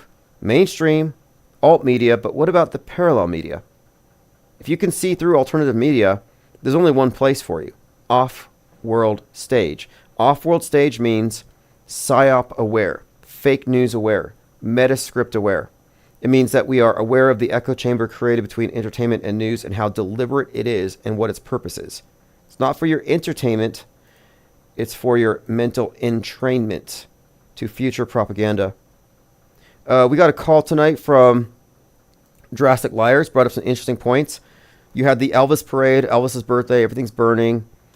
The parade had BB King reference, Ground Zero, nuke reference, Elvis associated with Seattle and this incoming nuke psyop, and then the Wicked Witch, born on Elvis's birthday, and the end of Wicked has her doing an EMP to the Emerald City, and Seattle is called the Emerald City. All fascinating connections here. Seems to be leading somewhere, and this is the year. I meant to watch Lavalantula and do a review of it. It can't be any more ridiculous than Sharknado. I'm pretty sure it's satire, but it's hard to tell. The mainstream news seems like satire. Like, did you see that guy, David Muir? He's getting a lot of flack because he's... Yeah, actually it's here. He's been roasted because he's having to wear a fireman's costume. I don't know why. I guess it's because it's safety. I don't think his cameraman is. You know how it's like on COVID reports, the news would be out there like, why aren't you people wearing masks? And then the people would say, well, why isn't your cameraman wearing a mask? Because behind the camera, nobody cared. So here he is, for theatrical purposes, David Muir, wearing a fireman costume. And I'm saying this is just costume for him to be doing this. But when he turned around to gesture at the green screen, gesture at the fires, he had a bunch of clothespins. And people are mocking him because he apparently put clothespins on there to look a little more, as they described it, chiseled. So people are calling him a narcissist. I think it was Ozzy Osbourne's son said something about, people's homes are burning and you're worried about how thin you look on TV. ABC's David Muir branded as pathetic narcissist as he's caught pinning his jacket to look more svelte. Now, in his defense, he probably didn't do it. One of his assistants did. In his defense, you're on TV, and if he had not put those clothespins on, he would have looked like Eric Cartman. So he's going to look like a meme either way. But it's like, what are you supposed to do? You're presenting news. You're trying to sell stories. Should he not have combed his hair? So I don't really feel like he should be getting roasted for this. It's like, okay, you're roasting him because he's trying to make himself look a little more mediagenic with clothespins. But meanwhile, the entire media infrastructure is fakery and lies. Media itself is a highly narcissistic construct. But anyway, it's funny what people will pay attention to. Like that takes more air than the fires. Sort of like Vapegate. Vapegate totally obliterated any conversation about what a 24-hour sun in Antarctica might mean for the future of the flat Earth. No, they're stuck on, did he vape? Did he not vape? Oh, he did vape, but he lied about being a vapist, but he is a vapor. But his wife doesn't know. Now she knows. But he didn't mean to vape. He accidentally smuggled a vape to Antarctica, and he decided to vape. But he's not a vapor. Although he does have a special compartment in his sleeve for his vape, so he can vape whenever. So it's like, okay, you just put so much doubt in the mix here, but that should not have overshadowed everything. But people get stuck on little things like that. And again, I would find it to be tremendously amusing and ironic if Vapegate brings down NASA the way a bowl of bat soup brought down the whole world for practically a year. Lickety Split says Gutenberg was probably lighting some fires. Look, I think the guy was out there psyoping. I think he's an actor. He was associated with saving Los Angeles from burning fires. He knew the script. But I think he was hyping up the story. I don't know if he was really saving lives and moving cars. They made it sound like it. But he specifically said that the Teslas couldn't be moved. Electric vehicles were a problem. And that has to be part of this broader narrative. Anyway, this is Auto Hoax or GTFO. Have a great evening. Appreciate all the comments. And we'll continue this tomorrow.